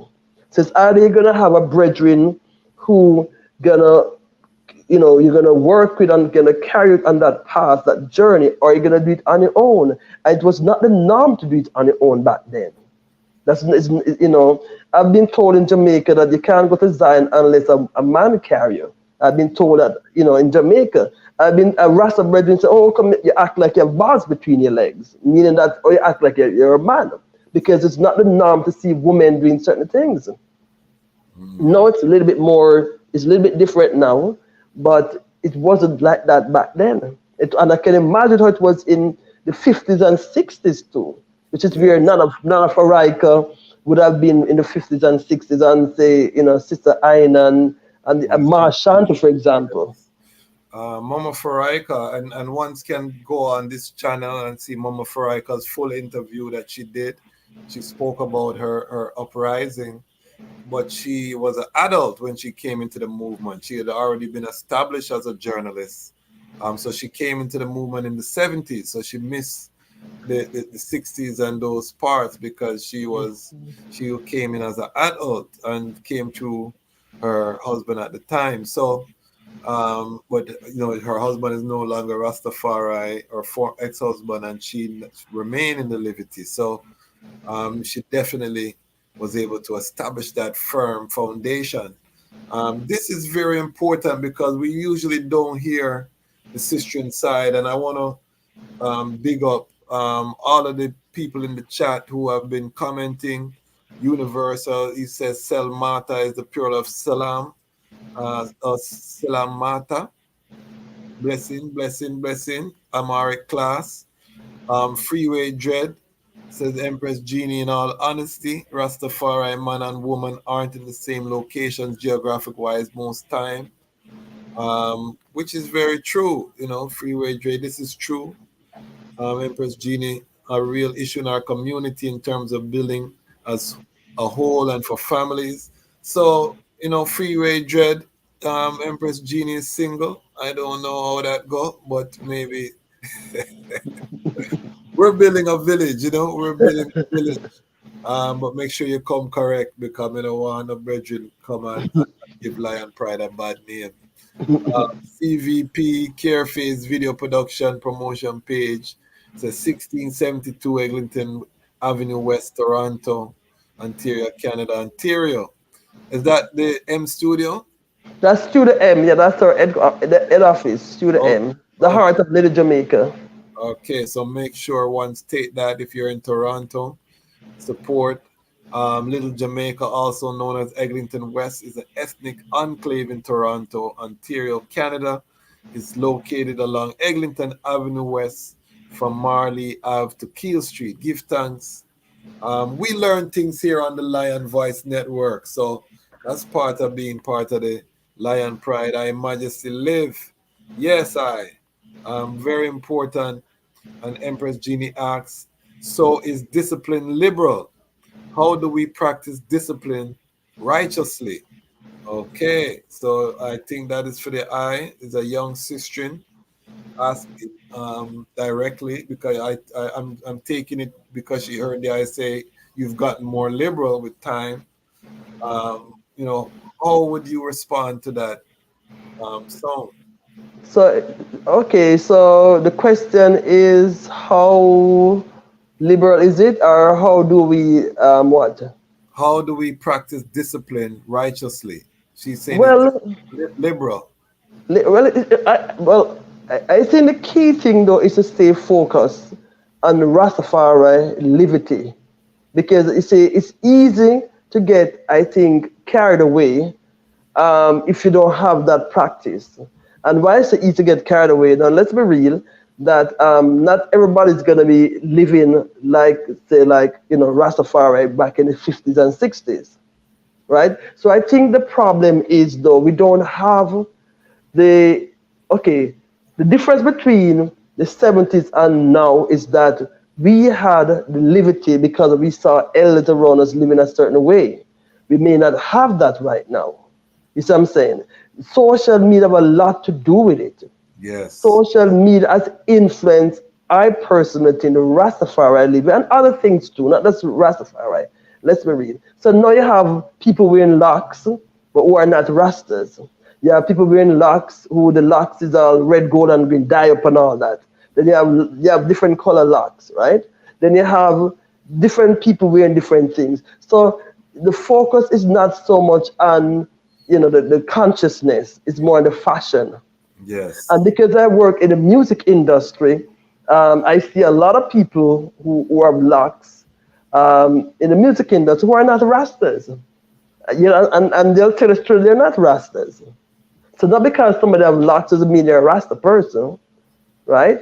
Yeah, you could have somebody who are Rasta people who don't have locks. For example, at the Rasta Fest, people say, "Oh, we come on, oh, we don't see a lot of Rastas at Rasta Fest." Rasta Fest was never created for Rasta people. It was created for Black conscious people. Remember now, when we started, you know, the Rastafari education program in the 70s, it was more because of the attack on Rasta people. It was more in the education part. We have done the education part. If people want to know about Rastafari, they could easily go on Google. They can go on the internet and find that information. So the need to create an event to educate people about the Rastafari culture is easier. Social media make it much easier. So now what you have is a different kind of movement, where it's a movement for roots and culture people, Black conscious people who want to gather together to hear good music. Mm-hmm. So you may come to Rastafest and let's say out of 100 people, you may see 20 people who have locks. But those 80 people, they'll tell us that they're Rasta people too. They may not have locks, but they'll say I'm Rasta. And I've met people like that. So in terms of, you know, young people coming through, they have more choices now that we didn't have. Yes. So where do we draw the line? Because, you know, you have people in tight pants, tattoo, earring, all kind of thing, and some, you know, it used to be that you know, people, I know people who say they're Rastafari, but they get tattoo after them a real far right, them get Lion of Judah or His Majesty tattoo upon them, you know. So and the red, gold, and green locks. The locks are dyed, and the tip of the locks is gold. Yeah, where do we draw the line, you know, in terms and this is you know, I have an answer, you know, but I want to hear from the I perspective, and then I'll let you know my perspective. I have a problem with that. I seriously have a problem with people wearing tattoo, you know, and say they're Rastas. I have a problem with people say they're Rasta and have their locks all dyed. You know, the tip of the locks is blonde. You know, I have a problem with that. I mean, if you're a fashion dread, you're a fashion dread, and call it as it is. And nothing wrong with that. If you wear the lots of fashion, nothing wrong with that. However, if you say you're a Rasta, and you should have that consciousness that go with you as a Rasta. Rastafari is a beautiful thing. It's a powerful thing. It's a powerful movement. So to water it down like that loosey goosey, as I said, it's loosey goosey. But you know why I think it's loosey goosey though? And I have to blame the Rasta artists, the reggae Rasta artists. Okay. Because if you have an artist wearing a little tight, I'm not calling no names, but you have artists out there that have a turban on and have on tight pants. Come on. When I met Prince Emmanuel, I met Prince Emmanuel 3 times. And of all the Rasta mansion I've been to, Nyabingi, 12 tribe, Bubba. Remember, I'm baptized in the Orthodox Church. Yes. The Bubba Shanty, to me, was the closest that I felt comfortable being amongst. And I'm talking about because I went to Bubba Hill 3 times. Yes. I sit down and read with Prince Emmanuel. And I was so impressed with the royalty and the dignity, having a turban and the majestic appearance. This is what I experienced when I was 12 years old with I and I, the Rasta man. So when I see someone with a turban and a tight up pants on stage, it's a disgrace to the turban. Okay, serious thing. And for someone who experienced the Bubba Shanty,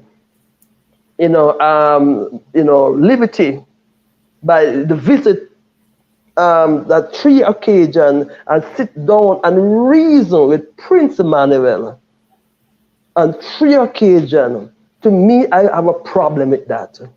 Yes. We have to draw a line, especially if you come from, as you say, one of these established houses and mansions. We really have to have a standard. And on my channel, I have a thing called the Rastafari Man Standard, where we talk about establishing a standard for the Rastafari man, because I put the responsibility on the man them. That being said, what I realized, because when I first came into the Liberty, I also used to bonfire and people would eat fish. We call them fish mouth, and you're burning all kind of different things until, as you say, you realize that the work is the most important thing, and that sometimes to get the work done, you have to work with people from all different faiths and cultures and things, because the people that you would love to work with maybe don't have that skill set, or they don't have that competence, and then it creates a strain because you're depending on ones to do the work that can fulfill the work. So it's better that you find someone who qualifies to do the work and get it done. And that's the example His Majesty set. Well, how I see it now is that if you're a Nyabingi, that's a higher standard. You know what I mean? Because Nyabingi now would say no flesh. They would say you have to wear your long skirt to come into the Ibanacular, generally if you're on the road, and certain restriction. But we have to acknowledge 12 tribe don't have those same restrictions. Bobo Shanti have another set of restrictions. So I think for the non-aligned Ras, they should be striving to just keep as close to His Majesty and Empress Menen in terms of their attire. We shouldn't be trying to deviate, because that's what unites us all. But if you say you're from one of these established houses, in particular Nyabingi and 12 tribe, you have to hold up that standard. You can't come into the Bingi house and you want to pull down the standard because you feel like it, then don't identify as Nyabingi then. You know what I mean? That's where I draw the line.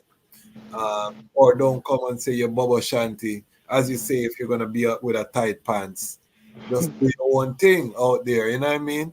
Don't try to pull down, because we need these heritage to preserve. That's how I see it still, and you can drop a comment. If you disagree, you agree, drop a comment. Are we watering down the liberty? And if we water it down, who does it benefit? We don't have that same respect Amongst You youth. know, and you know what, Rasquazi, I think that is part of the problem too, why you find that um, we are losing the Rasta youth Yes, drastically. yes. A lot of Rasta youth, they born and see their parents as Rasta, but when they reach a certain age, have no interest or desire to continue the tradition. I remember, when my daughter was 13 years old, she said, "Mom, my hair can't puff." She had locks. And she looked in the mirror and said, "I'm going to school. I want to take a school picture, but my locks can't puff." I guess she wanted to style her locks, but couldn't style because it was locks. I remember my son at 16 years old say, "Listen, um, I'm not interested in having locks anymore," because they were, as from their babies, they had locks. So what I'm saying is this, we're using the young people who were born in Rastafari because one, social media is a big influence on them. Two, their focus is totally different. They're not into, it's like how I talk about being at 19 years old and volunteering my time and doing all this Rasta work. Young people are not into volunteering. It's all about being a millionaire very fast, very hard. They want to get rich at 20 years old. They're Yeah. not interested in doing no volunteer work. Like when I was like 17, 18, They want 19. the bag. They're chasing No. the bag. They have to get the bag, the money. Yes. They seen the luxury life. They seen people taking trips. They seen vacation, luxury life, and then we are tell them about Rastafari. Volunteer Yeah, and living poor and that's another thing too, I think, with the Rastafari movement is that it's not seen as something to emulate to, because Rasta people are seen as what? Poor people. Poor yeah, in terms of wealth, not in terms of culture, because we're rich in culture. But we're not talking about vanity. We're not talking about having fancy car and fancy clothes and going and bling blinging out. So it's not attractive in terms of materialism. So young people this year, they're not interested in that. What they want is what they want, and what they want is money. Because I work with a lot of young people in Toronto, so yes. we create a lot of employment actually, for young people doing Rastafest. We hire a lot of young people. A lot of people don't even know that, but I come when on. it comes to Rastafest, I see a lot of young people. We hire them for the summer. We hire them for the summer. We hire them in our studio. We hire them at our events. We hire young people a lot. So I work with a lot of young people and I hear how they talk. I talk to them and just to get to understand what they're all about. So apart from my two, young adults, because they're very much involved in business now. My daughter is the one who manages Studio M. My son is the one who manages a publishing company, Masani Press. So they're very much involved in the business now, but it took them a while to see the value of what I was doing. And then even the young people that I hire, they're only there to get a job. If they're not being paid, they're not going to volunteer. It's not like when we were young, we volunteer. So I think it has a lot to do with the time, the social media, the influence, and what they see out there. So that's why we're losing our young people. Because That's Rastafari is not seen as attractive for them to be a part of. and I think we've done a poor job in communicating, what the purpose of Rastafari is. What are we building toward? Is it just reggae music and smoke herb? Because that's not the youth them interests. So if that's what we're coming with, or if that's what they think it is, then they're not going to gravitate to that. We have to show them we are building the alternative to Babylon. We're gonna have nice cars too that we're gonna build. We're gonna have nice house too. We're gonna, but we want them African made. We want them eco-friendly. We want them, there's a Rastafari way of doing things, and that's what we have to. We're not anti-technology. His Majesty brought the first printing press into Ethiopia, and many other technologies. The first airplane, and when His Majesty brought the first plane, the church told him that he was a devil worshipper. He was bringing Satan into the country, and he had to fight through all of these things and educate the people about technology because they'd never seen things fly in the air like that. You know what I mean? So we're not anti-technology as Rastafari. We have to find ways to, get the youth them into coding. I want to get into animation, We need youth that can do computer animation, so we can be making these big movies like Walt Disney about Badla Adawa and our history. You know, I don't want to see nothing but Frozen. You know what I mean? I want to see something about um, the Badla Adawa, or I want to see something about Emperor Lebna Dengel, you know, or Emperor Johannes. You know, I mean, we want to see African stories, the Zulu, all of these things. So I think if we had a model like that where we could show the youths, employ them, as you say, that's the only way we're going to be able to maintain them. We have six. I totally agree with you. I totally agree with you. We have to, there gotta be a bridge between what we are doing in the what we did in the past and what's happening in the present. We have to have a bridge in order to attract them. For sure.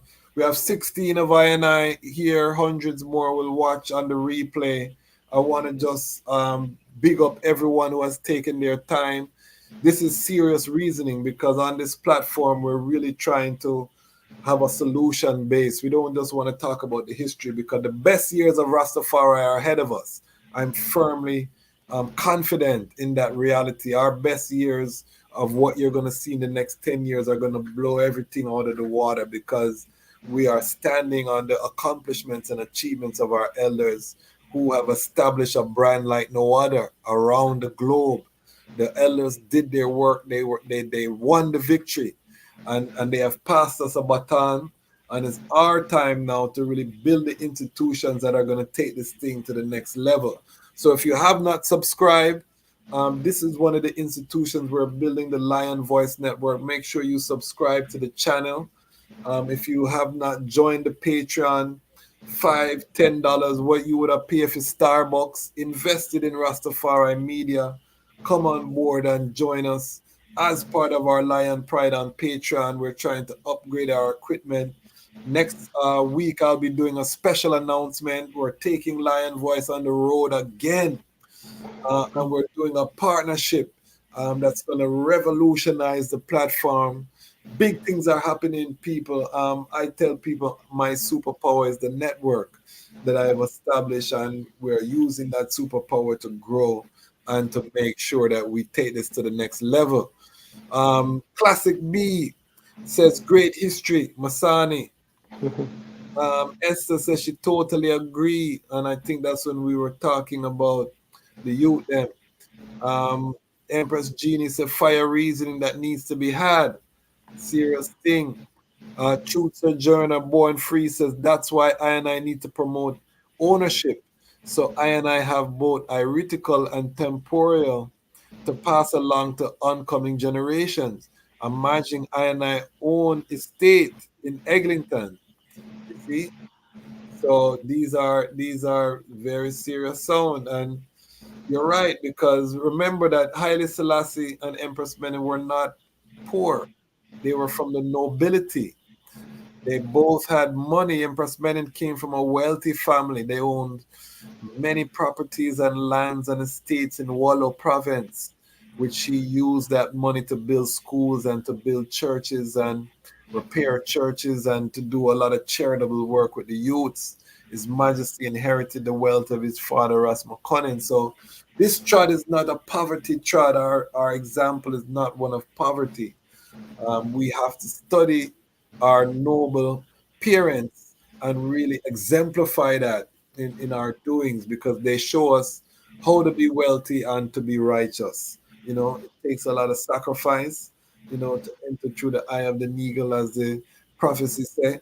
But they have showed us the way. So we don't want to come and bring this poverty, which is a disease, a mental disease, into the next generation. So we definitely big up all of those things. I want to just take it forward, because we don't talk about your theater section. I Um, know. you're a writer of plays and all these things as well. Talk to us about some of the other works that Masani Productions is doing and what your vision is, most importantly.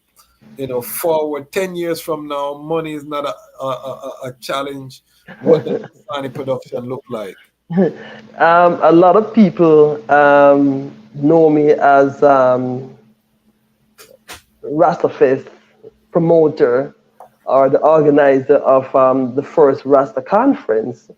But a lot of people don't even know that my passion, my love, my first love is actually theater. I write plays. I've written 5 different plays. I've written 2 books. That's why we have Masani Press. Masani Press is our publishing arm of Masani Productions.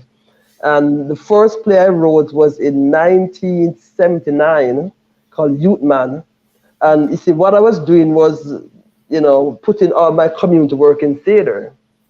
And also, trying to connect with young people. I'm always interested in young people.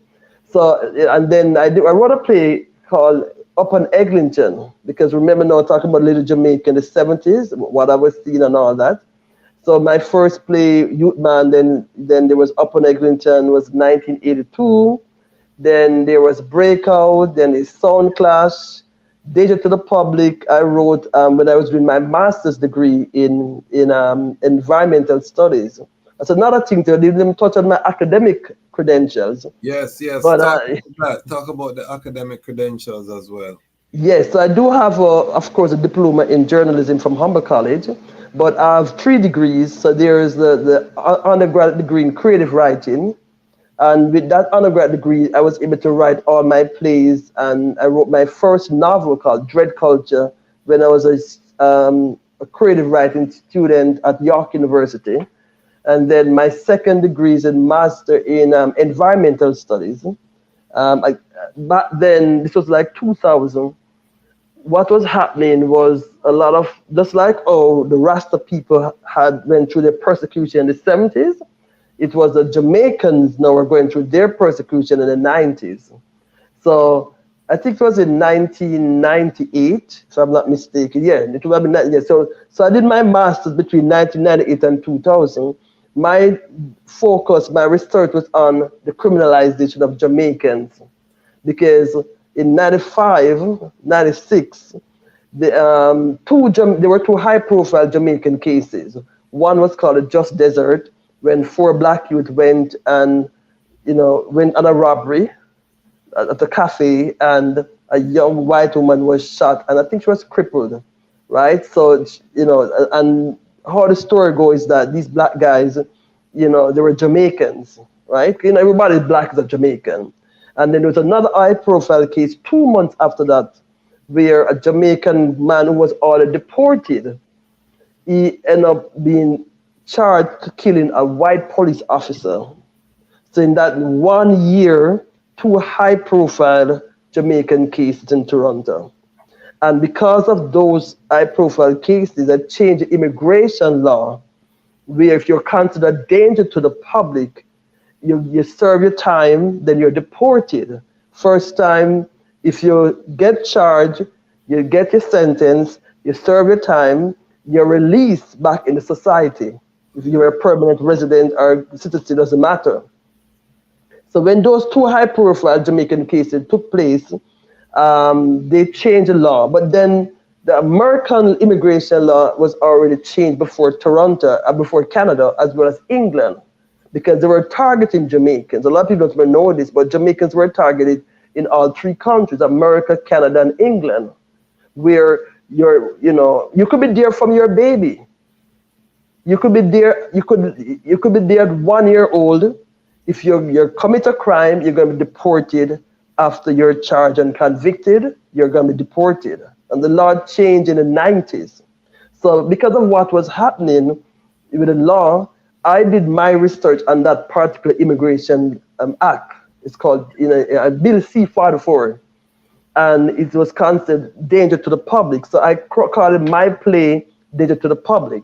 So I wrote a play. I did the research first for my master in environmental studies, and then out of the research, I wrote the play. And the play looked at, a Jamaican young man, living good in Canada. He owns, a business. He went he owns a club. Police raided the club. He got charged. He got deported. So half of the play took place in Jamaica and half the play took place in Canada. So I was using theater to deal with social justice Social issues, issues. right? That was danger to the public. And then the other thing I also look at too, apart from deportation, was also domestic violence, gender-based violence. So I wrote a play called Reason My Sisters. Reason My Sisters was looking at domestic violence, sexual assault, gender-based violence, and all that. So I was using theater, and I was doing a lot of plays then. So Dread Culture is based on three of the plays: Upper Negrinton, Breakout, and Sound Clash. And then my second novel, To Sheba with Love, is based on Danger to the Public and Reason My Sister. My long-term goal is to adapt these novels to movies, because we're told that we're going to production now. So now, instead of just writing plays and writing novels, I'm looking to adapt these stories to movies, because I find that what I was writing about is still happening now. We still have black youth killing off black youth. We still have black people being discriminated against. You still have a lot of things happening. So the story is still current. You would have wrote them like, 20, 25, 30 years ago. Yes. I mean, those plays were written way before my children were born, and they were 33 and 23, right? So that's a yeah. Yeah, generational curses that still plague our community. Family, if you have any questions, put it down in the chat. We are coming to the end of this beautiful reasoning. This is just a part one. We're going to have to bring Sister Masani forward. We're gone 2 hours already, Sister Masani. Wow. Yeah, man, I tell you, the time fly. So if you have any questions, family, 14 I and I here live.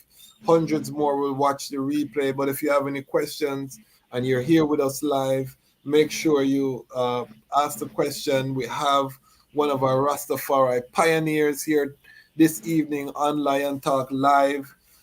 We don't get these opportunities to sit at the feet because now, rightly so, the eye is considered an elder. You cross over that path. How does it feel, Sister Masani, to cross over the elder path? Well, I'm a pensioner now. I'm getting my pension.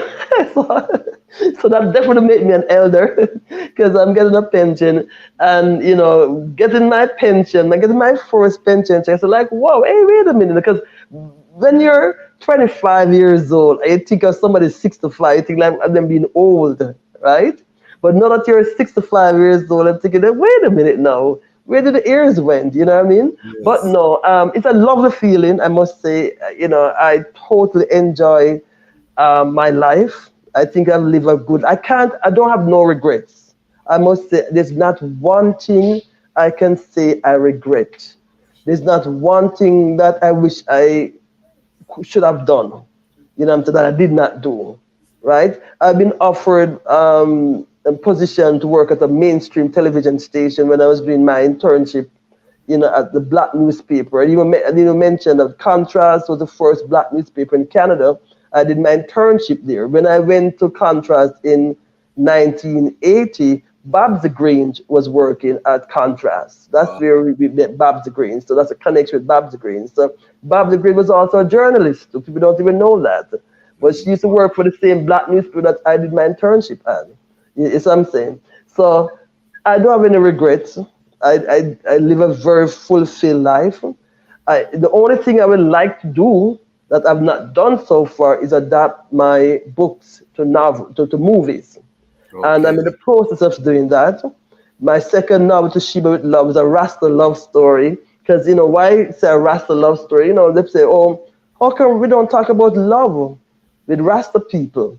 And so To Sheba with Love is a Rasta love story, adapted from the plays that I've written through the years. Reason My Sister, Danger to the Public, and all these plays, because I find that these are nice characters you don't see on TV. So I would like to put out those movies. I could see us doing that, very short. Not a bit of a production studio. Remember, we have an audio, video production and recording studio. The first floor we do video and photography, and in the basement we do recording. So that's what we have in Toronto. So now we could make all the movies in the world. We could produce all the albums in the world. So we find that after 43 years, are in a position to start putting on movies and albums and things like that. Um, And this is very important. Why I say that? Because we're not documenting our history, not documenting our stories. People are telling our stories for us. A yeah, lot of things I said today, nobody have heard me talking about these things. You have exactly. not. Some of the things I said to you today, Quasi, I'm sure you didn't even know those things. I didn't, and that's why I started this platform. That's why I started Lion Love to talk about love stories and talk about relationships. I have Lion Talk where we sit down with people pre-recorded, Lion Talk Live. All of these programs on this platform are designed because I realize that the lions and the lioness have to tell our own story. We cannot rely on Babylon to tell our story and get vexed that they're not telling our story or that they're feeding us this kind of alphabet type of mentality, and they're trying to inculcate our youths one way. We can't complain about that if we don't have an alternative. Hmm. Because blessed is the child that have their own. We're big people. We're not beggars. So if we're not beggars, then that means we have to establish our own media apparatus, and that's what I'm very passionate about it. And that's why, family, again, join us in the Patreon, support with your dollars. Let us build this platform, because I would love to be able to sponsor events like Rasta Fest and be there and cover them for the global Rastafari family as well. That's part of, because one of the big problems that we have in entertainment is that sponsors don't want to spend dollars with our events as Rastafari, or if they do, it come with strings attached. So if we have our own media apparatus, then we can sponsor our own events. So it's bigger than just being on YouTube, family. And again, make sure that we have your email, because YouTube can kick us off at any time too. We don't own these platforms. So make sure you either join the Patreon or go to the website, thechasmarchkwasi.com, so that we get your email, so that you can get the newsletter. And if anything happens, we still can be in contact with us. I want to big up our 2,000 plus Lion Pride members, passing the milestone of 2,000. If you have not subscribed and you're watching live, please subscribe. We have two more comments, and then I'm going to let our guests say our final closing words. And again, we just want to give thanks for everyone who took time to watch this live. And make sure you tell your family, tell a friend, tell a friend. Every Thursday, Lion Talk is live. Freeway Dread said, wonderful reasoning. Truth Sir Joanna Born Free said, great to see another example of a mighty Rastafari Empress who moves so powerful and speak her truth so boldly. So you see that impact. And I would say that, the Lion Voice Network have the most Rastafari Sistren content right now on YouTube. If you want to see interviews, go to the platform. We have so many, Sister Aini, Mama Faraika, Mama Thea, so many Sistren Rasses Jazanai, Dr. Walete. And we're doing that purposely because we want you to hear the lioness voices who are not artists, who are not out there, but who are quietly the ones who have been doing works over the decades, bringing Rastafari. And I have a lot more Sistren coming. Next Thursday, we will be interviewing Sister Ifia, the daughter of Ari Lion and powerful Nyabingi Sistren, one of the co-founders of Ralak Festival. She'll be here with us. So we're bringing the Sistren voices to the fore. Make sure you lock your calendar. Um, Sister Masani, I just want to thank the eye for taking time out of your very busy schedule. We go back a long time, but we still give thanks with an attitude of gratitude for sharing that history, sharing some of your wise mind with the Lion Pride family. What are your final songs? What would you like to leave the people with? Well, I think that the best thing one can do is to keep in touch with our social media platform to see all the activities we're doing, because Rastafest is 30 years old. Next year it's 31 years old. We're taking it to the street. We're blocking off the street. We're actually blocking off Eglinton. For those who are not familiar with Toronto, we're taking a whole block and block off the street. On August 7th is Marcus Garvey Earth Day. So we're having a special Rastafest next year, August 17 in Toronto. August, Marcus Garvey Earth Day, where we just block the street up and have the festival on the street. There's a Rastafest Street Festival we're doing, which is huge. You're talking thousands and thousands and thousands of people. And then on the Friday, we have Foundation Friday, where we have some veteran artists performing, August 16. The Rastafest.com, Rastafest.tv, Masani those are all our social media platforms. You can find us on Instagram, Facebook, Twitter, Studio M, Reggae Pages. We have several different platforms. But once you put in Rastafest, guarantee a lot of things will pop up. In terms of what we have coming up, the Foundation Dance, 5060 Crossroad, 5060 Student One Boulevard in Crossroad.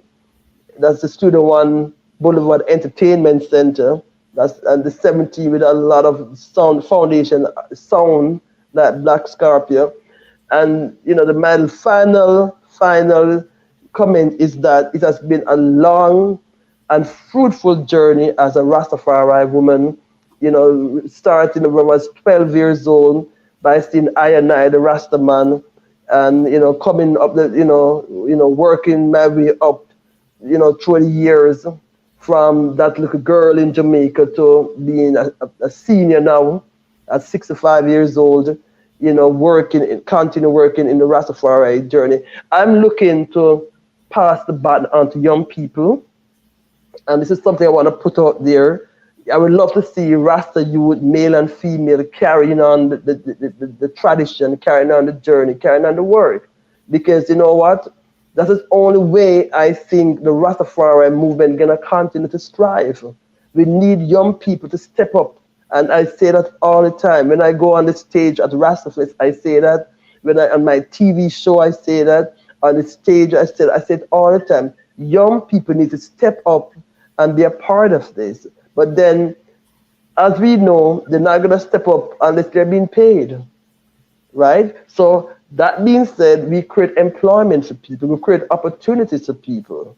And we're doing that in Jamaica now. We're doing that in Toronto. We're doing that a lot. So if there's any young person out there who are interested in the cultural aspect of things, such as a production, film, theater, music, we're always looking to create employment for young people.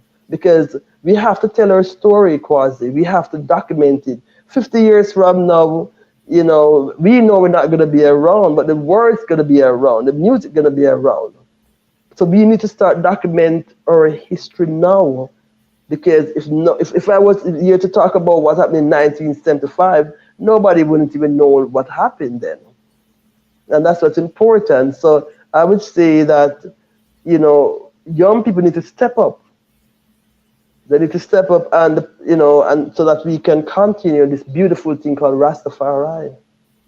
I agree so much, and I'm honored to be able to share the I journey, because the time has come for the lions and the lionesses to tell our own story, and this is the lion's voice. Blessed love. Blessed love, blessed love. I'm Nana Farika. The time has come for the lioness to tell her story from her viewpoint and tell the world who Queen Omega is. This is the lion's voice.